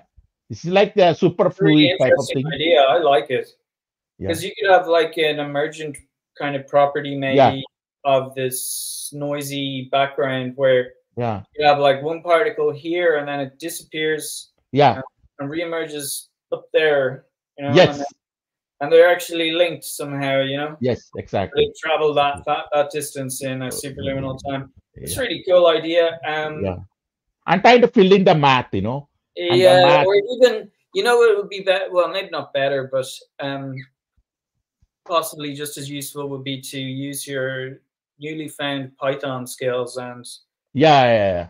So you know I'm feel successful. like what Thank I'm you. doing, like try Yeah. to visualize the point. Yeah. Eventually. 'Cause it would be I will probably work What with would you you on go that. about? I mean, it would be interesting to see how you'd go about doing that Yeah. mathematically. Yeah. Like maybe some kind of I don't know. Like I'm not good with those equations. I find them a bit like if someone wrote down the maths and showed it to me, I go like, okay, great, but what am I getting out of this? But Yeah. maybe you could use some kind of information theory or something would be Yeah. That I'm combining all that. But yeah. thank you very much. I am kind of little bit more confident because I was successful at the Emery's. That was a more difficult thing, discontinuum thing, which I Oh yeah, well, you're simplified a very simple starting math. out, Rajan. Like that's very good though for like Yeah. just well, I suppose you do have computer programming background going back Yeah. decades. But So I would probably I consult guess with you're not you really eventually. starting out. No, You did, that. yeah, you did a good job, Yeah. and I would say, Mhm. but like if you want to do, yeah, like if you're gonna do more complex things, you're gonna find that things get more complicated, and that's Yeah. just the So way it I is. will work with you on that when you get more complex IT thing, programming. But I'm fairly good in manipulating the codes. When I have the Yeah, codes, I know how to manipulate them to yeah, get the yeah. right answers. It's looking good. I mean, I don't know. Well, it reminds me of some things that I've done in the past where I had, two particles that would go out, and then Ah, they could switch so you could. It was like a quantum entanglement thing because ah, they were actually always superposition. they were always connected. Yeah, so you could change one and it would change the other We kind of wouldn't thing. need that. Probably I may need that eventually because Oh I yeah, am not looking at space. I'm still looking at time. When I start looking at space, I need your 4D space thing, your tangent plane and all that. We'll combine that eventually. But yeah, right now, I'm trying to finish. See, there are a lot of outer things that's coming on, very important things. Because one of the things I say, like I mentioned before, is I can decompose to vector, all the tensors to vectors. I kind of know how to do that now. Uh, but I have to really look into more, it's applied math. It's not completely pure math or rigorous thing. I don't prove by theorem because it'll take too much time. Later on, somebody can do that. But I think this will work. Whatever works for the physics, I do that. And then the vector, see, the thing is, everything is vector. It's not scalar. You need a reference point to make it scalar. And that's the important point I'm driving at. So each one requires a separate reference point. Like you are looking at electron, it has a separate reference point than you are talking about temperature, or if you are looking at time, it's a different reference. So I'm saying that each one you have to re-examine the reference points because the vector is defined from the reference point to the whatever object we are trying to measure. So that's where the measurement problem is coming from. You have to define, like even length measurement, right? We are seeing something at 0 and then you are measuring, but that's not really, you have to have more clear definition of that reference point and then move it, because we are taking up in space, that thing the reference point itself changes. So that's where the measurement problem is coming.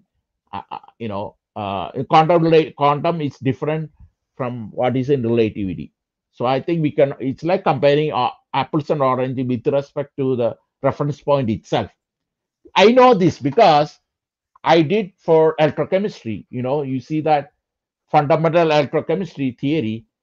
From there, because I had to get really good at it, right? So I had to take a course, and I did fairly well. I got a that's advanced thing, electrochemistry, with a person who would have almost got a Nobel Prize. He didn't get, but in case was, but he was quite impressed with my the coursework I did with him, and so from there I got confidence.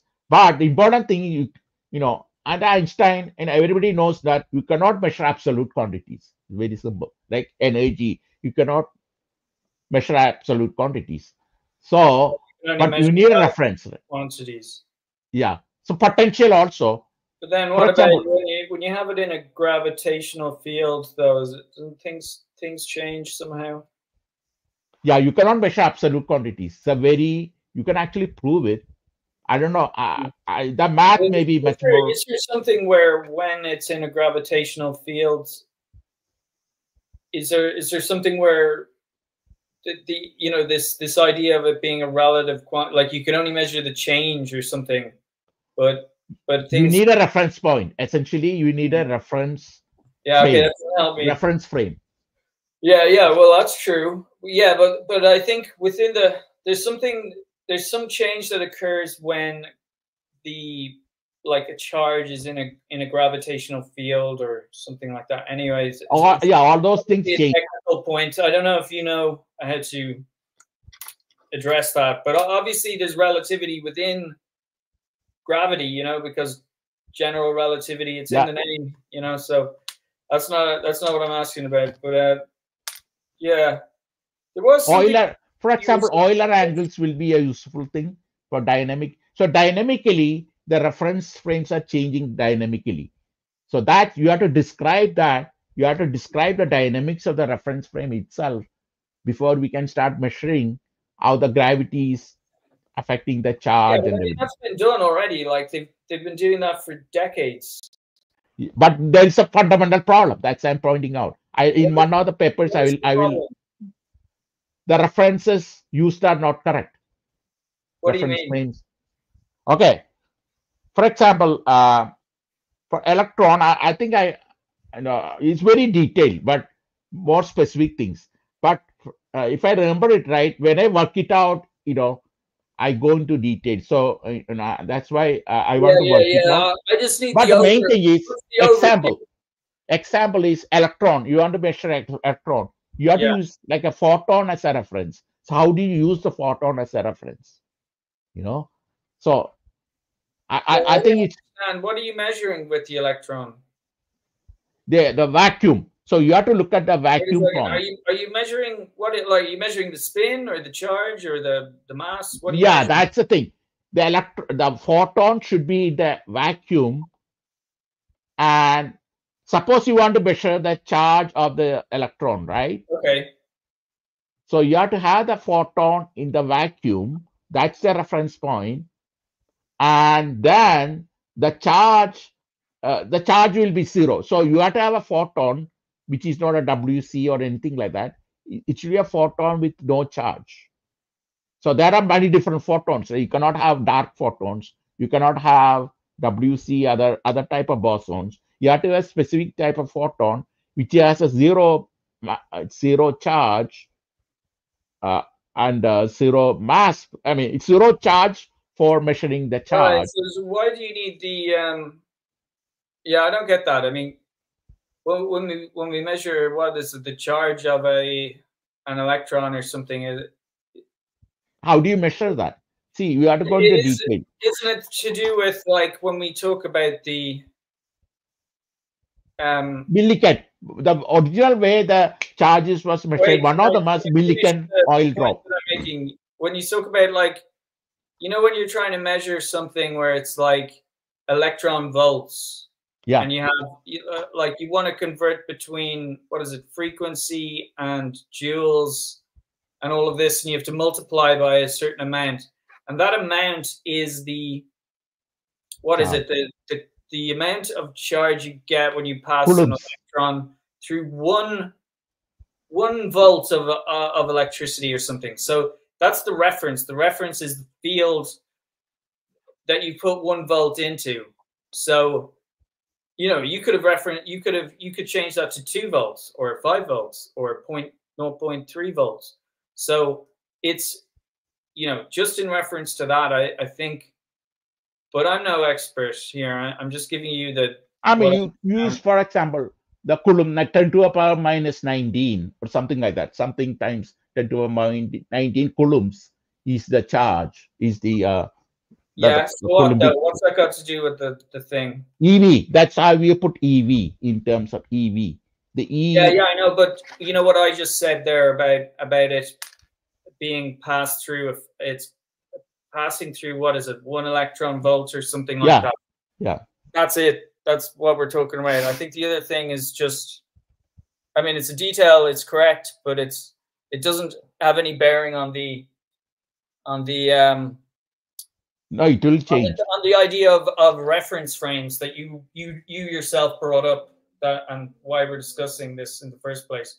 Yeah, I give specific examples. So I mean, there is a problem in that. I will bring out that. We may have to discuss that later on. But now you go to the mass, want to measure the mass. It's not the same. You see that you have a gravity in a specific thing, and you measure that gravity and the mass with respect to that gravity.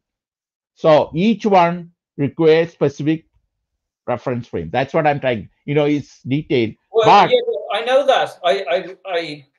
I granted that there's an issue of relativity and gravity, but yeah, I don't know. I mean, what you're saying is correct, but what point are you making?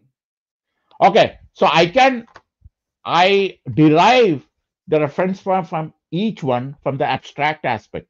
So you have to describe from the abstract aspect the reference, and then you say vector, proper vector to measure the whatever quantity you want to measure. That's a very simplest way I can put it. So you can use math in that sense, the abstract way, and you describe. And then after that, you can see the connection between the reference frames. You see that? So there is a way to do that. Yeah. So that will help dynamically. I don't really get it. Remember, like we were looking at some stuff last week to do with gauge theory and yeah.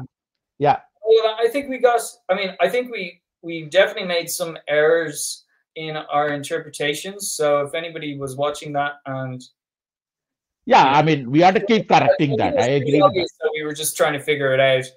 So, but which one was that? Can you be more specific?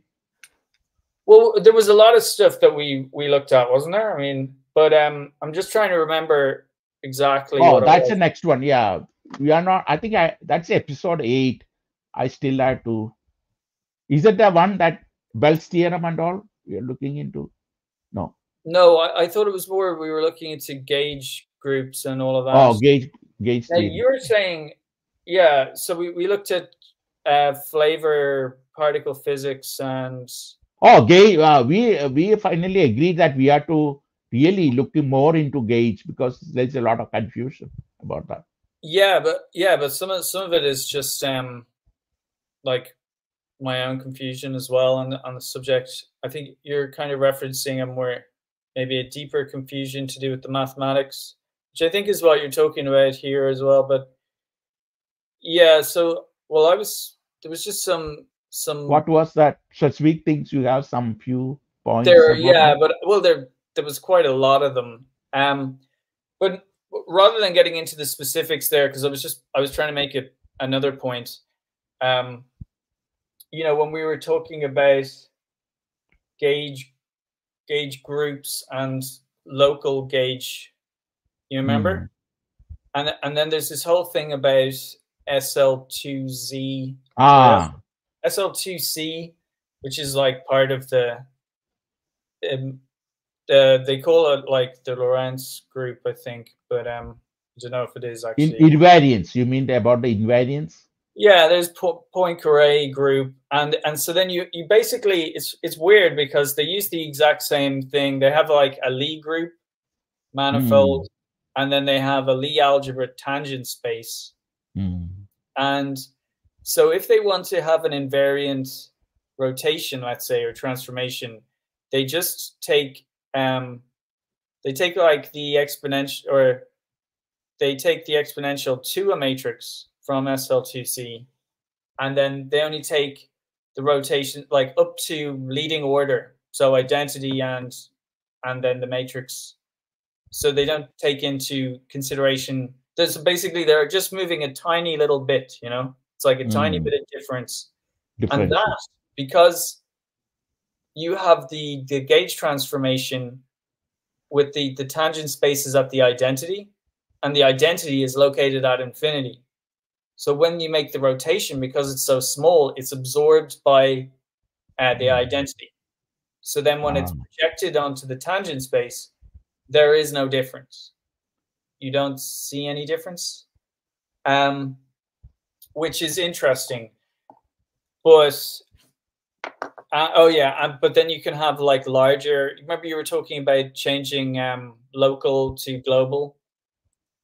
I think you can kind of do that if you have, well, that's kind of thing that I was talking about there, like an infinitesimal rotation is actually a global symmetry in a sense, or a global gauge symmetry, because it's invariant. But yeah. If it is infinite, you need renormalization. That's what they're trying to do, right? Renormalization. No, this is a separate thing. Because that's a problem. That's a real problem. Yeah, I know that's a problem, but that's not related to this. Okay, so the interesting thing, or the strange thing about this, is that that's the exact same geometry that I'm using for the anamorphic universe model hypothesis, where you have a hypersphere and you're projecting onto a tangent plane. And the idea in that is that, let's say the Earth is at the South Pole, or let's say the Milky Way galaxy is at the South Pole of the hypersphere, where the tangent plane connects to the hypersphere. Then the point at infinity, which would be the identity, I guess, in their model, but I think it's inverted for its own reason. So the identity would actually be the other side of the hypersphere in my model, kind of. But we can invert it. It makes sense to invert it for electro, or for quantum mechanics, especially if you're rotating, if you're dealing with point particles which have no size, but it's all about these fiber bundle tangents, you know, then it makes sense to sort of invert it, almost like an anti-de Sitter space thing, but not really. But yeah, so then when we move, like, because if we took an infinitesimal transformation from like our position here on Earth to some other location, if in the anamorphic universe model, as you go out into, or as you travel up the side of the hypersphere, let's say, like galaxies, they do actually start to get smaller and smaller, because there's an infinite amount of space being packed into a smaller and smaller area, until at the point of infinity, there's like an infinite amount of space. At the pole, you mean? At the pole? Yeah, exactly. That's like there's basically, essentially, that's equivalent to an infinite amount of space. So, but it's only one point. So at a certain point, when we're going up, you know, you have this exponential map from the Lie group to the Lie algebra to the Lie group, or the tangent space to the manifold. That transformation it is called an exponential map, which which is why they use the exponent to the power of a matrix. And this is, it's clear why they're doing that, because they want to utilize the matrices of quantum mechanics with and the matrices that we find in special relativity or whatever, and exponents and rotations and fields and such. But it's a little bit, I wouldn't say clunky, I would say like obscure, to the point of I just I don't think it's the right way to go. I think they should you know, I'm kind of new to this area in a way, because you know, as your understanding increases, you break through to a new level of understanding, and then you're new to everything again. You know, you're like, oh, I have to find my way around this level of the complexity. But so I'm really trying to understand what they're talking about there, but they don't really know either, though, because this is quantum field theory, and quantum field theory has not been nailed down as far as I know. People are still sort of rummaging around trying to fix these things, but it hasn't been totally successful. There have been some successes, but the overall project has not been completely successful. I mean, the standard model basically depends on the quantum field theory, right? Yeah, but is there not more to quantum field quantum theory? chromodynamics eventually, of course. Yeah. Okay, but yeah, no, because the quantum field, well, the aspect the weak theory essentially stem yeah, out I know of what you that. mean, but like, you know, gravity. The success of the field. Yeah. Gravity is not in the standard model. No. We're talking about it on that level, you know. Yeah. With the gravity. So, okay, so you have this exponential map, but that is exactly what the anamorphic universe model has as well. You know, it's when you map the hypersphere to the tangent space and back, those are just exponential maps. We're still making use of matrices and all of that, and rotations if you need to, but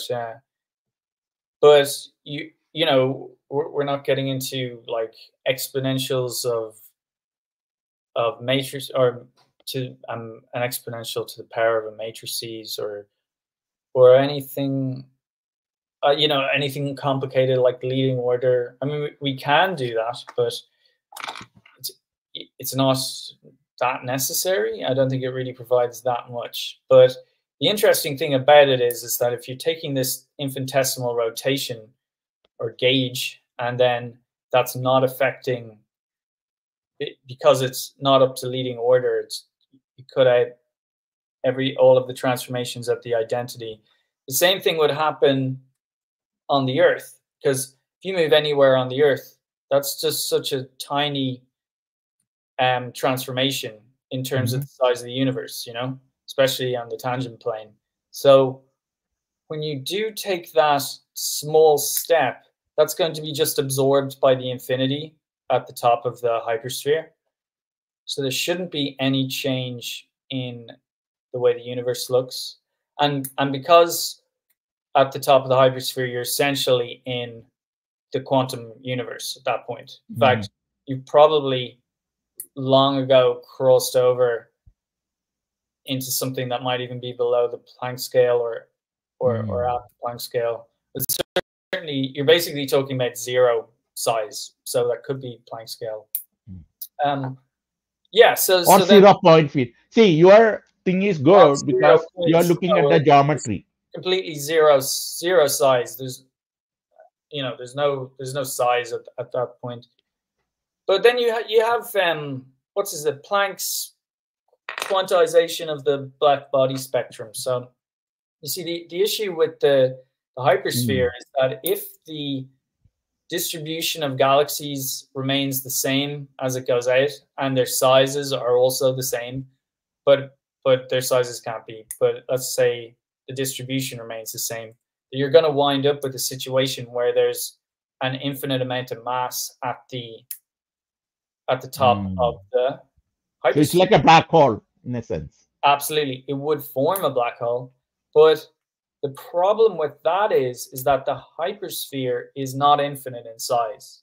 It's decidedly finite. Now, I haven't, I've yet to fully calculate that. So it's not singularity. That's it.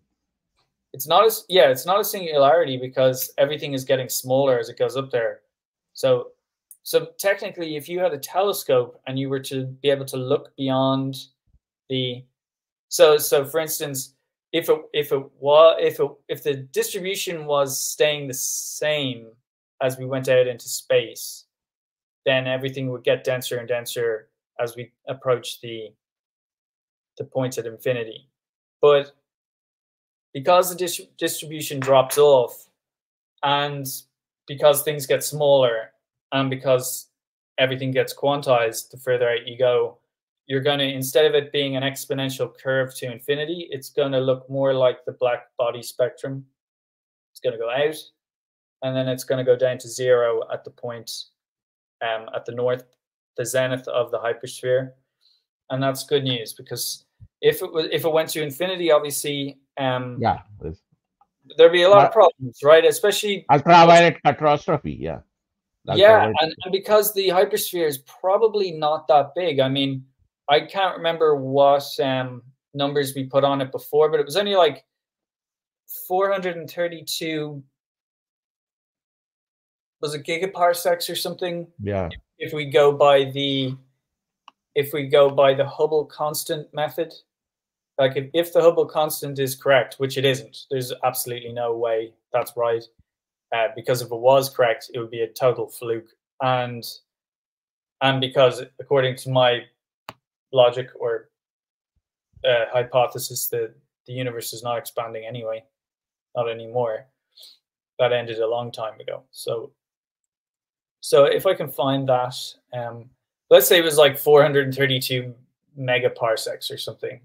And that was the diameter. Like that's pretty small, you know.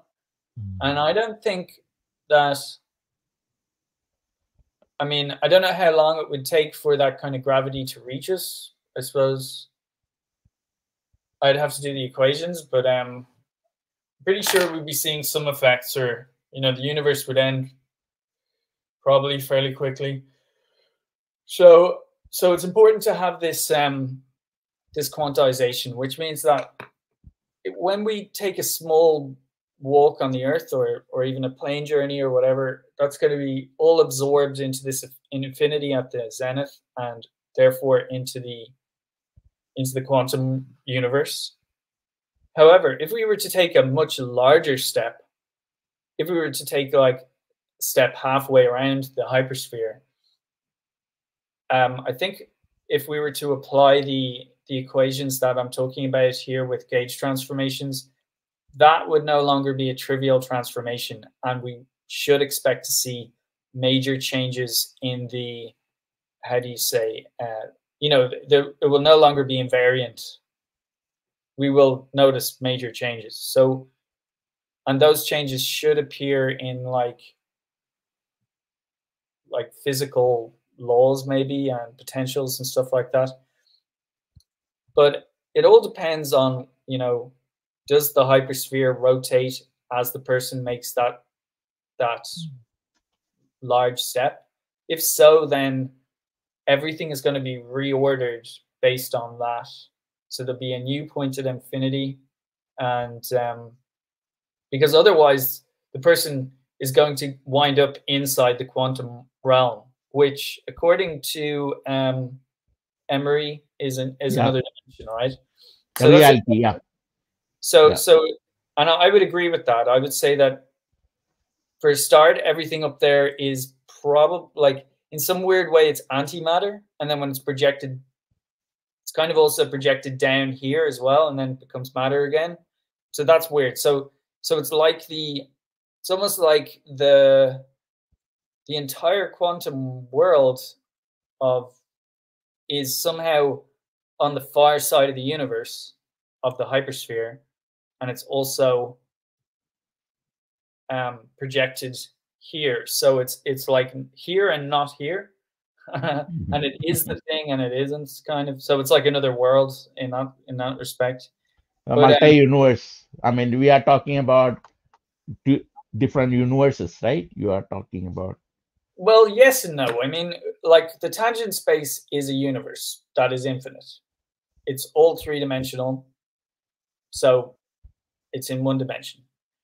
But then the hypersphere is like another object that's sitting on the tangent space and contains all the same information, but it is in a different dimension. So is that another universe, or is it just a copy of this universe in a different state? And I think it's just a copy. But because of the way, it has to just be a copy, otherwise there'd be major flaws. But because of the way this copy is transformed. Is it more like a transform and inverse transform type of Yes, thing? it's the tangent plane is transformed, basically bent around in another dimension, fourth dimension. And the consequences of that mean that there could be half of, like, as you go up, instead of it going to an exponential, you have this black body spectrum. So you get to a certain point, and then everything starts being quantized. So if you were to travel out to the infinity, you would yourself, your energy would be quantized. So you would break into like multiple versions of yourself.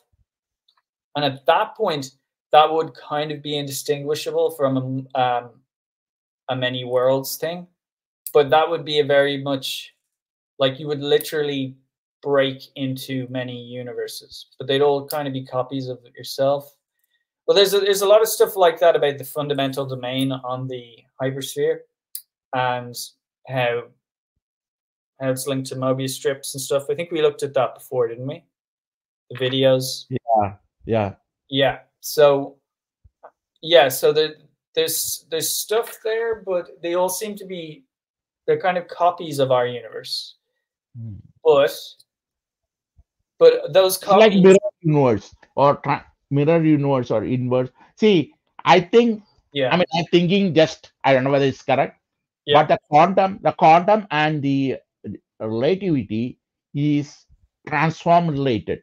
So if you transform the quantum, you can get relativity, and inverse transform the, in a general sense, the general relativity thing, you can get quantum.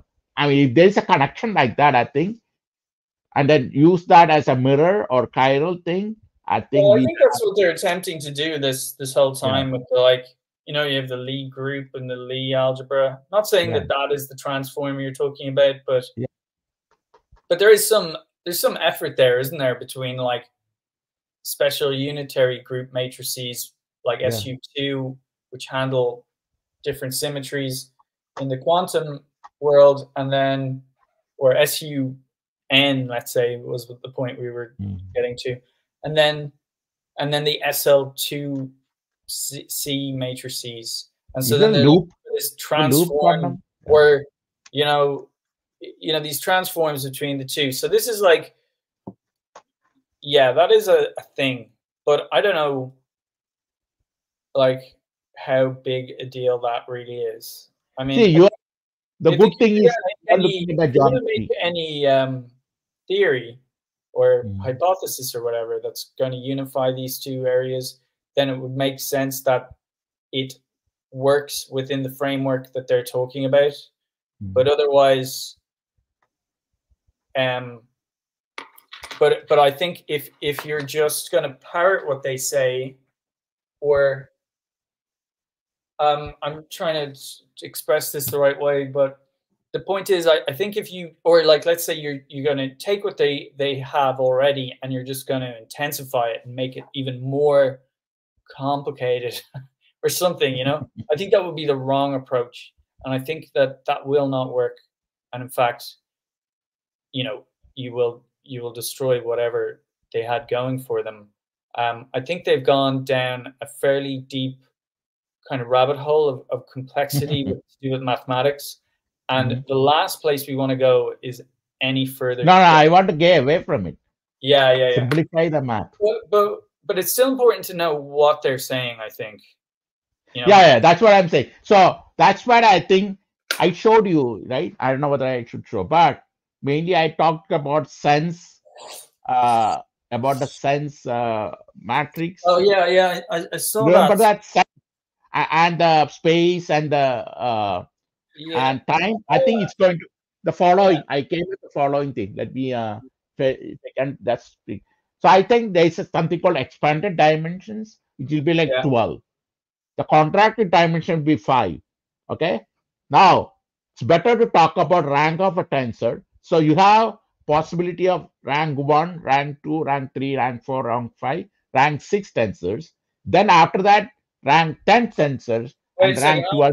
I just want to interrupt you here 1 second because you went over this previous week. I think I had to go and do something. I had to get like washing out of a machine or something.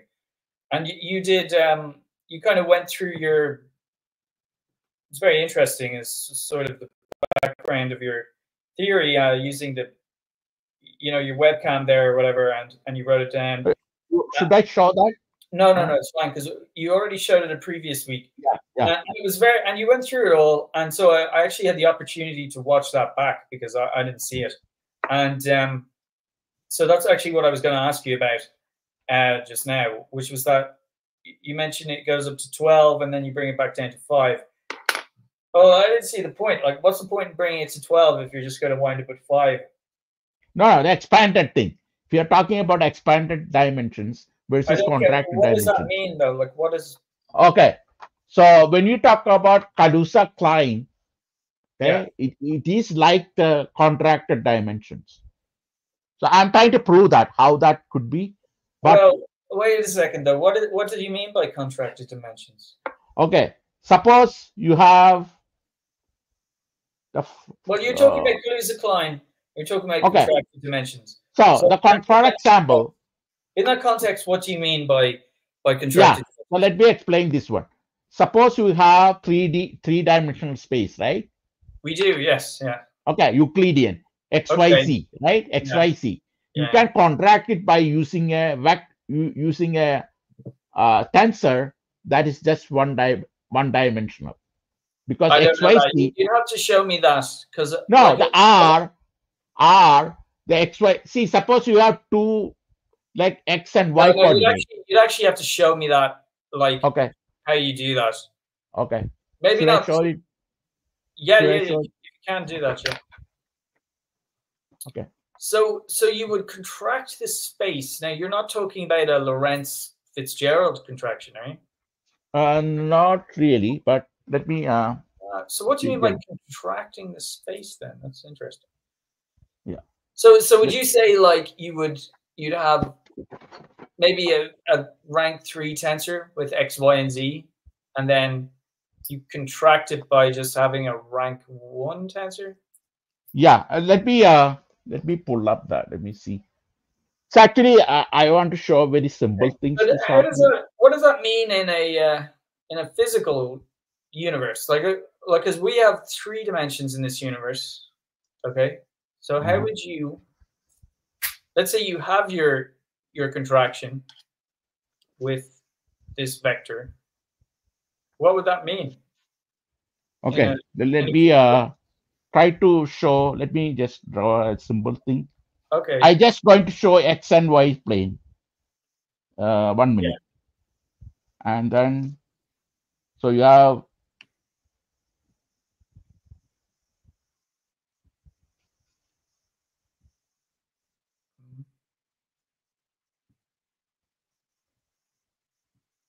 So suppose you have, it's the simplest, one of the simplest way probably. Can you see that? Yes, I can. Okay. So you have X. So everything should be a vector. Actually, X should be a vector actually.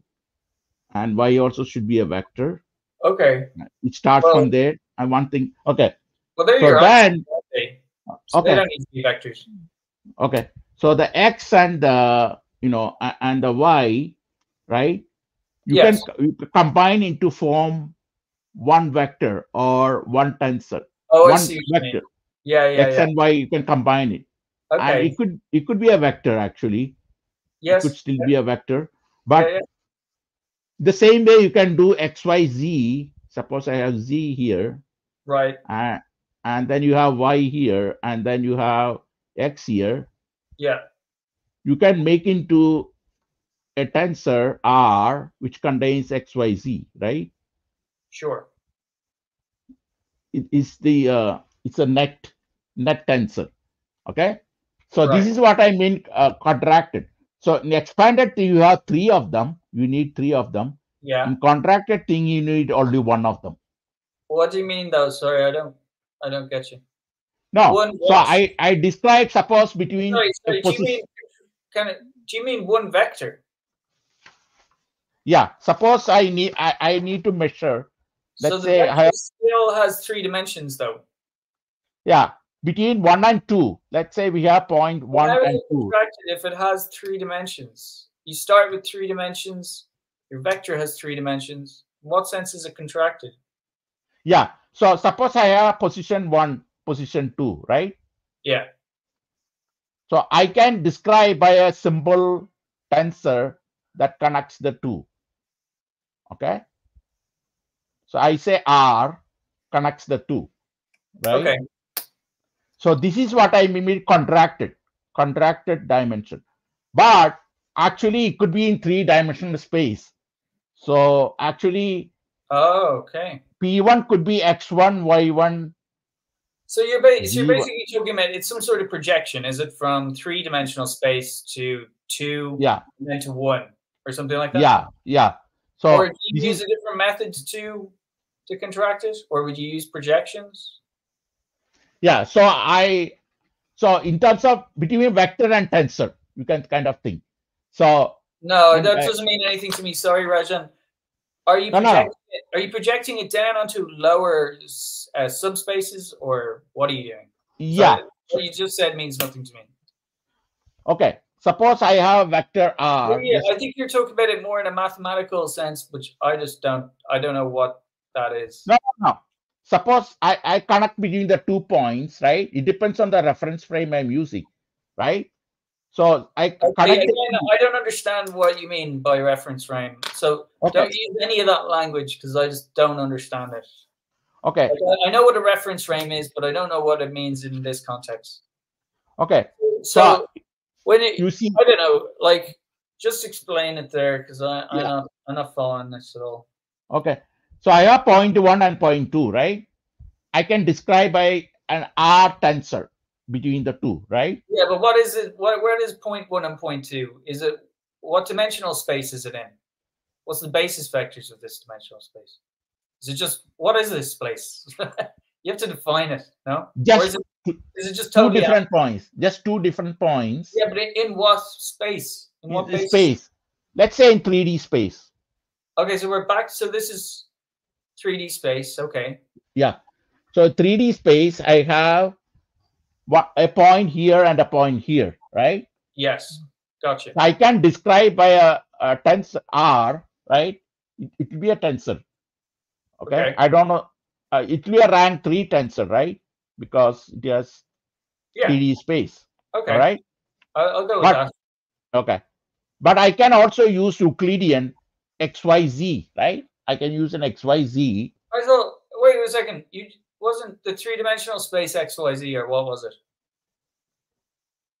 It was, but I am describing the resolution of the tensor. I am just describing one vector or one tensor, the whole thing.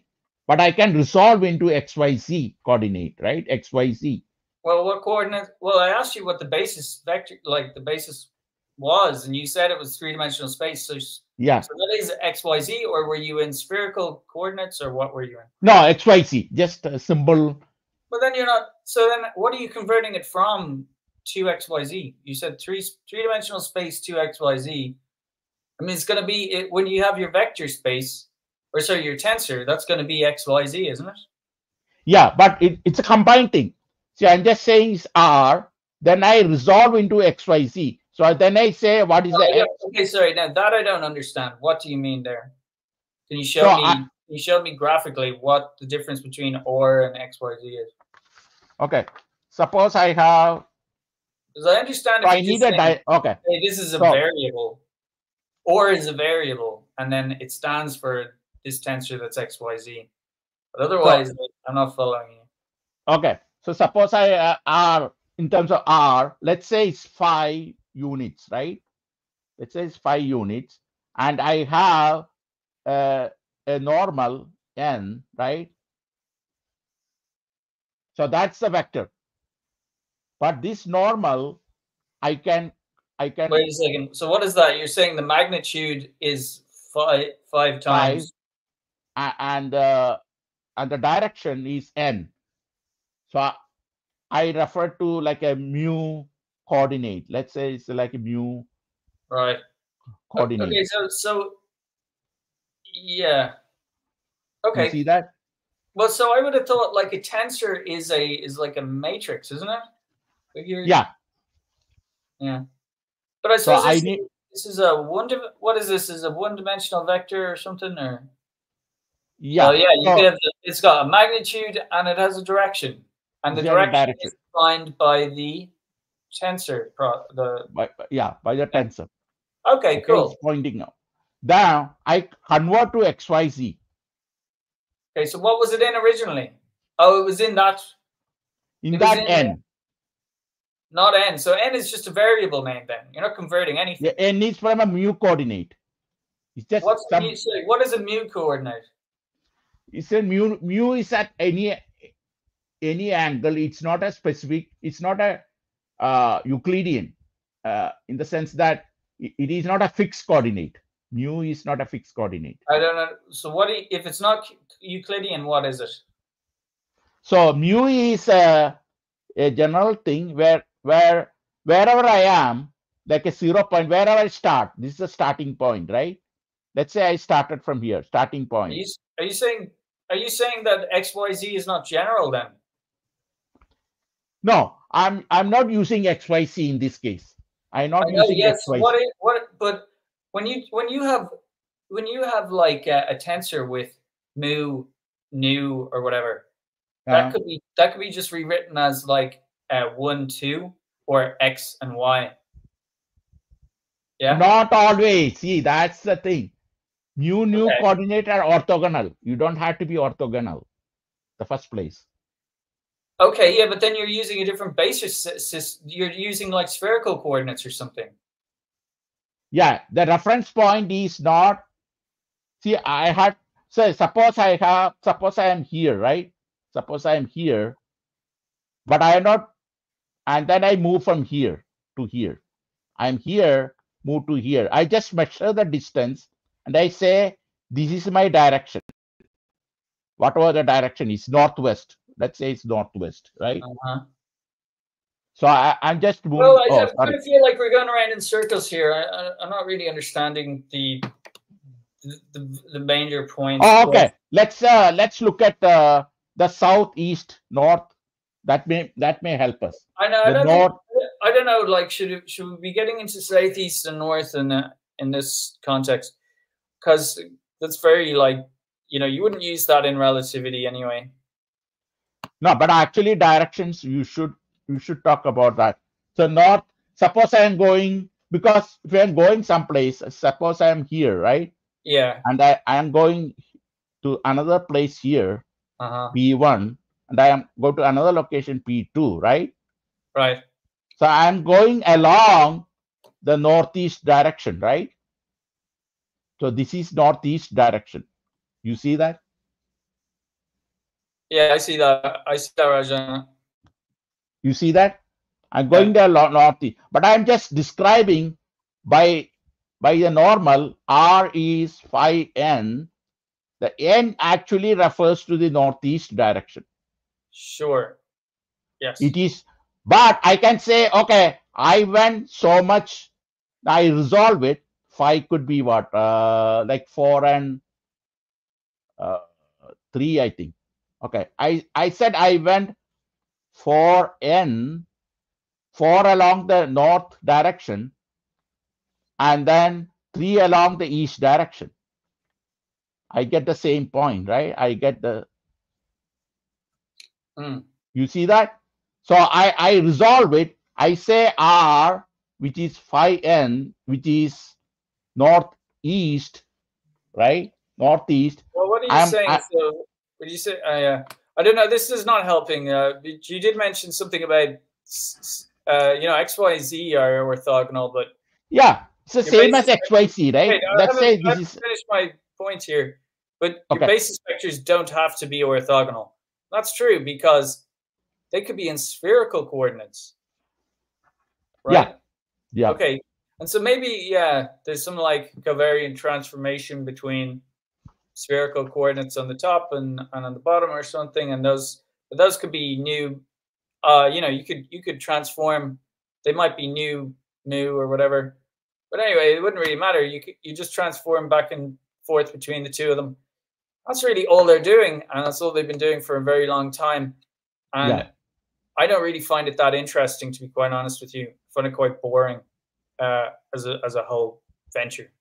Now, they could be doing some cool stuff, maybe with the quantum field theory, and very complicated though, very difficult to understand. So, but yeah, I don't know. So how did we get onto this point anyway? You were talking about the collapse from some function to yeah. something Let else. me show the one I showed you last week. Maybe that will. Oh, that was it. Yeah, we were talking about.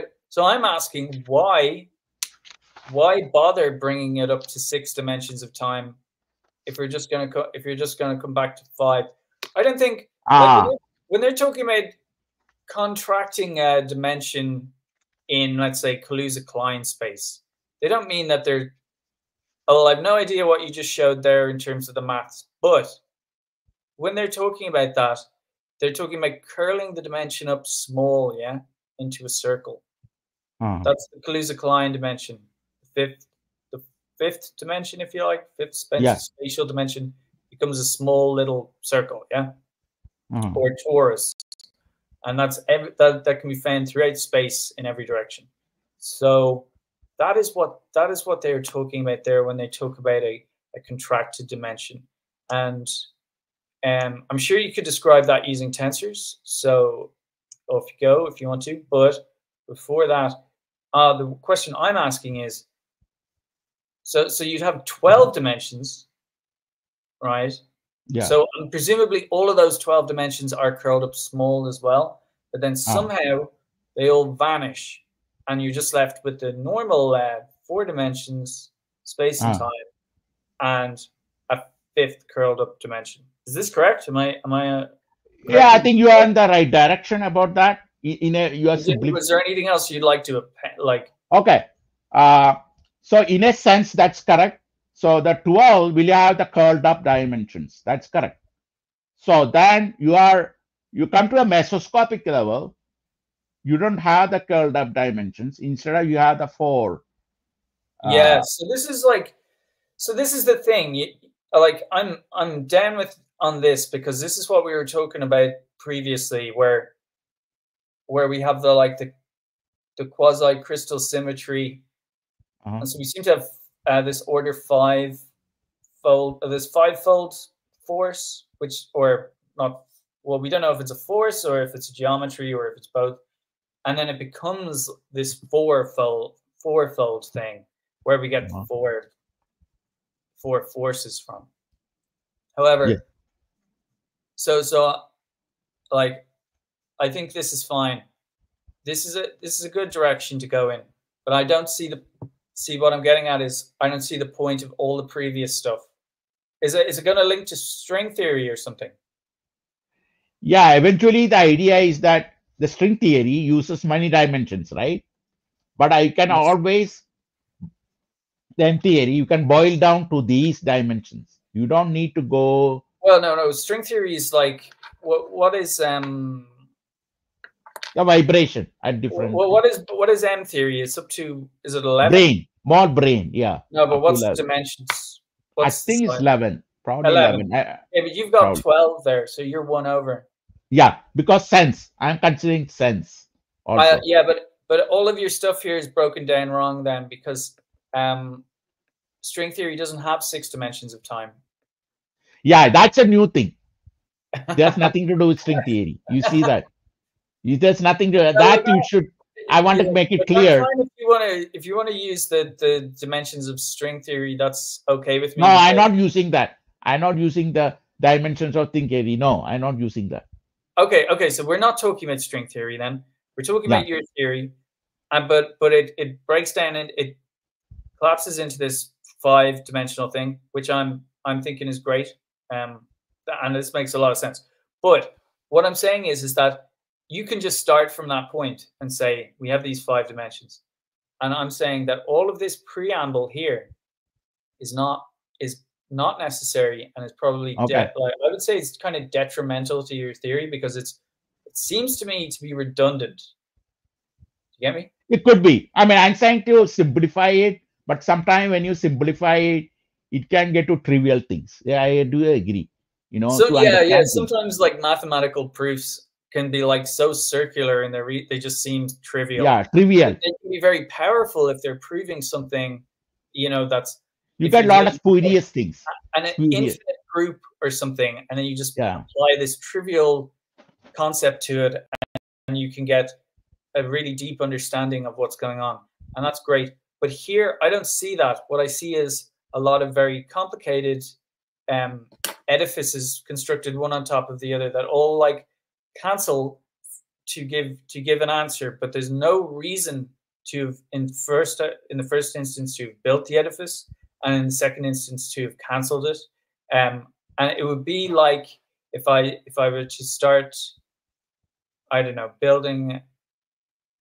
If I was to start my equation and I go 1 minus 1 equals 0, and then say now that I'm at 0, I can begin adding more numbers or something. Do you get me? Yeah. It's like there just doesn't seem to be any point. I know like when we're dealing in physics, there's an awful lot of talk about conservation laws and everything just becomes 0 again. And it's like, Yeah. well, this is trivial and it seems pointless. And, I would agree with that. But that does not mean that we can go to these lengths where we kind of build up things and then just, oh, look, they don't exist anymore. I just don't I don't see the point in this. I see and maybe Noether's theorem and all those conservation laws, they obviously have some big impact and all of that. They don't matter an awful lot to me, but they are important. But I can recognize that they probably have some relevance to the potentials in a quantum field and all of this stuff. I don't get this. No. The idea is that I want to connect the dimensions with the rank of the tensor. That's my. So the connection between dimensions and matrix, dimensions, how it relates to the matrix. But a matrix is all about dimensions. Yeah. So the rank is not the same as the dimensions, but I want to see that how they can be. That's debatable because if I have a rank 4 tensor, like this one up here where you have for space, is that a rank 4? Is that rank 4? Yeah, it's supposed to be. Yeah. Well, then that's how many dimensions are in that tensor. Yeah. No, in a sense, but that's what I'm trying to see. I'm trying to the connection, but only under certain. See, it's not always the rank of the tensor. This is a whole thing. Like I don't know, but you have this issue, and I noticed Christian had it as well. And I've noticed a lot of other physicists talking about this seem to have a very confused idea of what dimensions are, and I think that's okay, because like dimensions can mean different things. Yeah, different things. Like that's the thing. Take for instance, phase space. Yeah.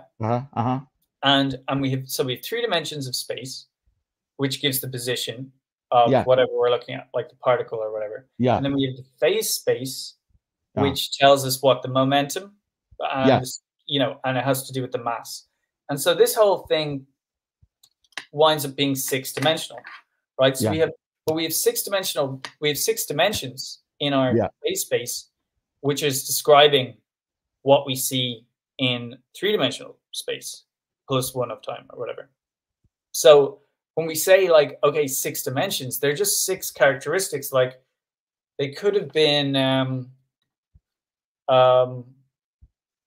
don't know, like temperature, but we don't. When you're sitting in your room and you say it's cold, it doesn't mean that you have a new degree of freedom that you can walk down, which is called cold. And the further you walk in that direction, the colder your room gets.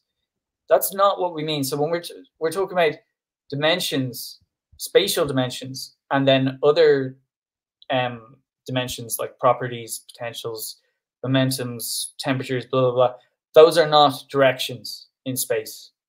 And we shouldn't be calling, if you want to create like a phase space or a, I don't know about a Hilbert space, but like these kind of spaces, that's all right with me. I like a charge space or a mass space. That's cool. It's very interesting, but it's not real. It's just a mathematical thing.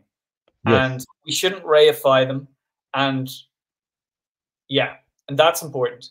And then if we're not going to do that, then definitely we're not going to start drawing tensors of these spaces curving and stuff, because that does not happen, because they aren't even that real, you know? We can't reify them to that level. So don't do that if you can. And if you are, no, the only thing is that do specify that that's what you are doing. Yeah, because that's bugging me at the moment a little bit. Not, just in general, like when people like physicists are kind of just loose about dimensions, and I think it causes a lot of confusion among other physicists who are just starting out or trying to teach themselves, and like I am, so I might have it backwards or wrong, but I don't think I do. So see, one of the things is that dimensions have to do with geometry, whereas the rank has to do with algebra. Okay. I have no idea. That doesn't mean anything to me. I know matrices. The matrix algebra. Matrix algebra. But it doesn't have to be algebra though, because I could have a matrix like 2x2 matrix with ones along the diagonal and zeros on the off diagonal. Yeah. Yeah. Now, is that algebra? Where's the algebra there? Yeah, matrix algebra. That's called matrix. No, that's not it's not algebra, because that is just a matrix. That's like saying 1 + 2 is algebra. No. Matrix is the matrix is a linear algebra. It's called linear algebra. No, it's not. If I have a matrix with ones along the diagonal and zeros off the diagonal, that is not an algebraic matrix. That is just a matrix. Yeah, but they do, when they talk about matrix, it's actually a part of algebra. It's certain part of algebra. It can, yes, I know that, but it can also just be a matrix, can't it? Yeah, but matrix is a subset of algebra. Yeah, fair enough, because you're right. Okay, so because when you're saying 1, it's 1 like X something. Yeah. But I mean, I don't know. I mean, it can also just be probably a matrix. Like, yeah, but if it's just a matrix, it's not doing anything, is it? It's just sitting there in space as a matrix. Like, but you can operate on that. You can operate on that. Well, this is it. The matrix is an operator, so it's operating on like a vector or something. Yeah. So, and that vector is usually x and y. So it is algebraic in that sense. But if you like, you could determine what if the vector has numbers in it as well, and then you multiply those, well, you're going to get another vector back. Mm-hmm. And I don't know if that operation is necessarily algebraic, is it? See, the thing is that algebraic if there's no like algebraic terms in the matrix even. The idea of matrix is somewhere, matrix is supposed to connect algebra to the geometry somehow. So one of them, okay, you have equations, right? In algebra, the fundamental thing is equations. Suppose I write an equation. Well, isn't algebra the fundamental thing about algebra is that there's certain like unknown quantities that can be variables. Yeah, that's the idea. Suppose I write an equation, right? Yeah, I don't know if we need to go like two. This is very fundamental, but so you are making some point about geometry, rotations and algebra. Yeah, okay. So what though? Like what about it? Okay, 1 minute. Let me mute. I have to mute. I get some.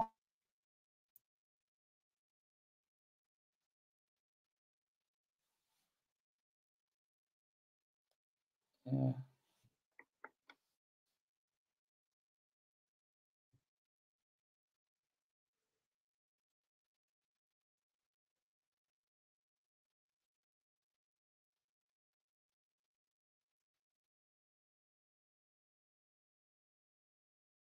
Let me show you a very simple thing.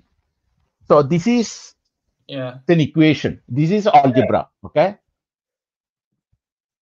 This is Yes, algebra. yeah, I know, yeah. This is matrix. I know, but what if your matrix here without the x and the y were just what if they were real numbers? Yeah, that's the thing. So that can happen, Yeah. but this is the connection. This is the connection between algebra and matrix. I know. I'm not debating the fact that, you know, the matrices aren't in algebra and that you can't, like, you could take a system of linear equations or something and Yeah. put them into a matrix, you know? Okay. And then you And could then have I those can. as real, you could have those as real numbers. And so that matrix would look like a real number matrix, but it would actually be a system of linear equations. That's Okay. very interesting. But Yeah. but in another way, you could just all have like, yeah. Anyway, I think it's just like it's a thing. It's not a big issue. I don't think it's like, it's not something that we need to go into. I don't think. So It's a very minor kind of point. yeah, I yeah, accept what you're saying, that matrices are part of linear algebra. I don't deny that. yeah. I'm just But saying that you can't have like matrices with real numbers in them multiplying vectors with real numbers in them. And on that level, you could say, well, that's not really linear algebra then. But anyway, I just don't know what the point. yeah. Like, I So don't think suppose I want to convert to a geometry. Suppose yeah. this is the line I get, right?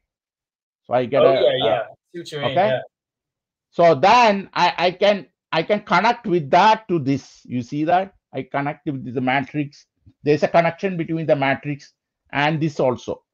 You see that geometry.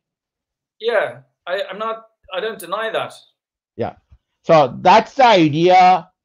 So the matrix is coming in between the algebra and this is the geometry. Okay, so this is the geometry you're talking about. Yeah, this is the geometry. This is the matrix that connects between the geometry and matrix that connects between the geometry and the algebra. You see that very simple way. Well, yeah, but I mean the geometry is algebra as well.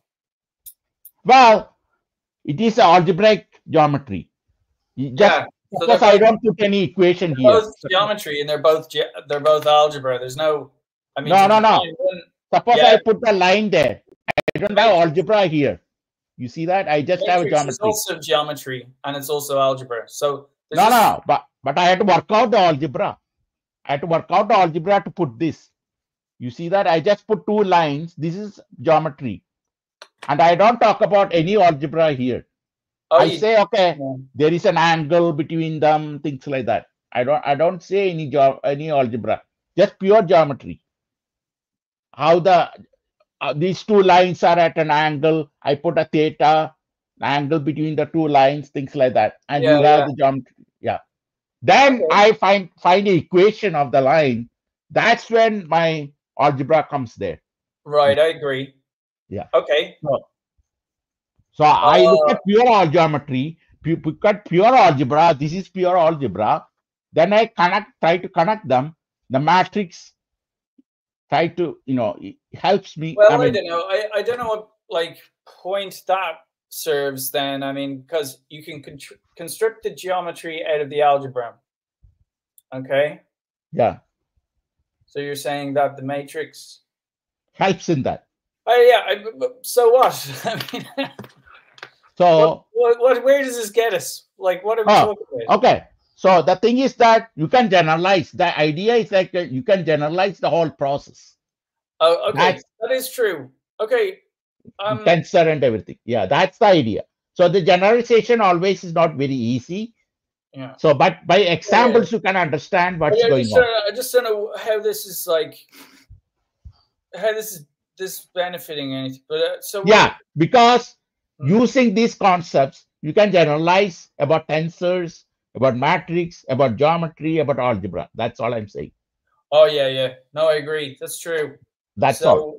So well, that is the whole point of the thing. So, Yeah. but we don't need to go over that. Yeah. I So the think thing is that, are there mistakes in this one? I think there are, because really, there's a confusion about dimension. About that's what I'm trying to resolve. yeah. But I don't think those confusions are like a big deal because No, I think there is. I mean, when I look into that minute I aspect, think it can be irritating, but I don't think like, for instance, you cannot apply some sort of, maybe, it might be difficult to apply a matrix rotation to a, I'm just coming up with stuff here too, like a temperature or something. If you had temperature in a dimension, and yeah. it mightn't mean anything, so it's not too much of a problem. But I mean, and then if people are all talking about different dimensions and reifying them as actual directions in space or something, then yeah, that's a problem because, you know, yeah, it just means that they might be wasting their time a bit. But then again, they could be thinking about it. No, but it generally means that they'd be wasting their time, and they could be wasting other people's time. Yeah. But that So doesn't the mean. idea I'm saying is that the whole thing is not wrong, but I'm trying to say small problems you can resolve. That's what I'm trying to do. You know, Cool. that's all it is. Hmm. The confusion, what I mean by confusion is, we are not going to throw out quantum mechanics or general relativity because there is a problem. But we are trying to see, that's what people are trying to do. We are not throwing the baby out of the bath, so to say, but we are trying to see the problem. There's a problem, the bath, we'll fix that. There's a problem with the baby, we fix that. You know what I mean? So the baby can be in the bath happily. Absolutely, I agree. There's a lot. I think that you've made that point before about there being problems and maybe on fundamental kind of levels Yeah. with these things, and I think that's possibly a good point. But it would Small, be small interesting. problem. You fix It that would be nicely. interesting if you were to maybe hone in on those and Yeah. explicitly state what they Eventually, are. yeah. Well, not That's what I eventually. want. Sooner rather than later. No, no, And no, no. Because right now, history of physics, we are almost the loop quantum gravity. We are going to M theory. Only after M theory we can fix that. Because there is no use in fixing those things which are already wrong, which has already moved up to M that's theory. true. Yeah, yeah. Well, no, but See, that I'm wouldn't. not going back to string theory, but I will go up to brain theory, from M theory, and then Right. use the M Yeah. theory, B, Okay. brain, So I hope M you and don't brain mind. theory. So I hope you don't mind like that. I'm sort of looking for clarifications in this thing, and I'm like trying to be like I don't feel that I'm being critical because I'm saying I was supporting the 5-dimensional thing. Okay, But thank I you. am, in a sense, I'm just saying that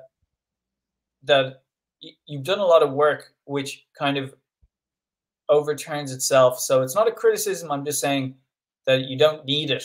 It's like redundant. So you're at a good foundation. You've got 5 dimensions and how that links to gravity and stuff. So just that I'm rather than a criticism, it's more of a not a recommendation, but Oh, thank you.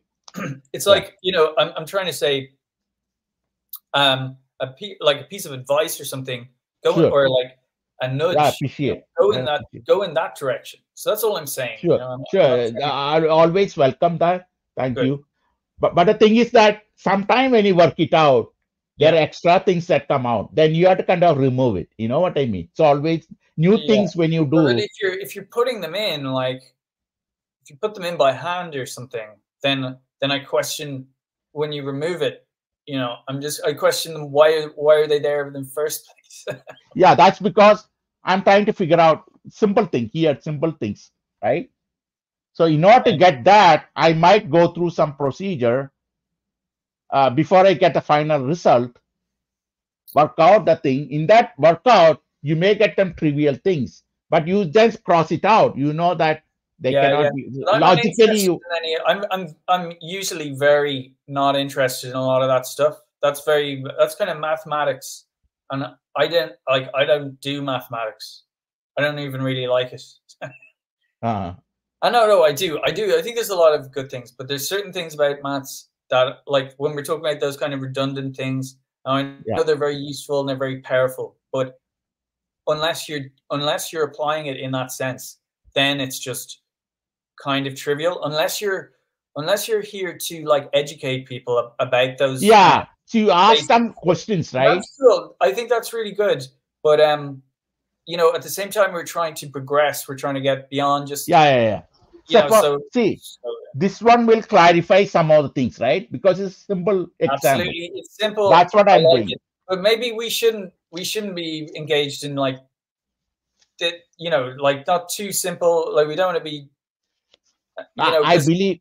because like I watch a lot of YouTube videos, yeah, and I see the same points kind of iterated over and over again. And the reason why I'm seeing those is because either people are giving like, this is an introductory class into this concept, and Yeah, we need to say, well, these are the prerequisites, you need to understand these things, and yeah, or the person is just learning themselves, so they have to go through the prerequisites themselves, and we're all sort of learning, so that's important. But after a while, you can only listen to the idea of like the identity times the identity is the identity or something, without saying, yeah, yeah, yeah, yeah. "Look, I've got that. I need to move on to something a bit more complicated or something." I don't know. But obviously you're dealing with very complicated things like tensors Yeah. and all of So that. you have to find a simple way of explaining complicated things. But I'm You know not what I mean? really seeing what the whole, like, it's complicated, but it's not. Anyway, it doesn't matter anyway, because you've taken the 12 and you've turned it into 5. So Yeah. you could just start from there. So Okay. we don't need any of the earlier stuff. It was, you know what I mean? Because it's all Uh-huh. just canceling itself out anyway. So you, It's a derivation. You can kind of think of a derivation, look, but yeah, not but no. necessarily the derivations If you are. start with 8 and you get 5, right? Then why did you start with 8? Why didn't you just start with 5? Do you get me? Okay. The thing is that it's a derivation, so you can I skip don't the know. I derivation. don't know what You that can skip means. the You're derivation. just throwing out words, Rajan. So skip the derivation. See, you can always see. I sometimes skip. What was 8 then? What was 8? 8 wasn't a What? very derivation. It's just a number. Or like, what Where was? is it? Where do you come up with 8? What do you mean by 8? I'm just using that as an example. Your Oh, okay. actual number is 12. Yeah. Okay, Rajan, I have to go. But Okay. Okay. We'll discuss it more. But just think of this, Christopher. It's just yes, a derivation, and you don't always have to worry about it because, like theorem proof, like in math, you have theorem proof. You don't have to always go through the theorem proof. You can skip that, right, and get to the yeah. final result. Well, that's what I'm saying. Maybe you should Yeah. skip this. No, no. I'm saying that I'm just showing you how I got to that, but you don't have to worry about that. I think it's cool. It looks Yeah. cool. I'm just saying, I don't see the point of it. Like, I want No, no. just get to How the I am point. arriving at 5 from my point of view, and it is kind of connecting with the Calusa client. That's all, which means it is a curved space, Yeah, like you I don't think it mentioned. does. I don't look. I gotta be. I don't think it does anything for your theory. Because Yeah. I can now separate into space. I think it should be removed. But if someone else has a different opinion, then they can approach it. But No, no, I'm personally, saying that you can, I don't think it should be there. Like, I no, don't think no. it does. If The you have reason, an idea, you still have to create something. But when you do, that won't look good next to whatever you create. It will make it look messy, and it'll make it look a bit no, no, no. like you I don't know want what to you're say talking the about. 5, how I convert to matrix, a tensor. How do I do that? That this one shows me I can go back and then do this one. You see that? Is that what the That's where the sense? interesting part is. That's where the No. interesting part is. Okay, well, yeah, I mean, keep working on it, but or well, don't. I would say move on to the next bit then, where you're. That's what I'm going to do. I'm saying Yeah, that yeah. this is the initial part. I'm going to work on the next Okay, one only. okay. See you then. See ya. Okay, thank you. Bye. Next week, right? We will have next week.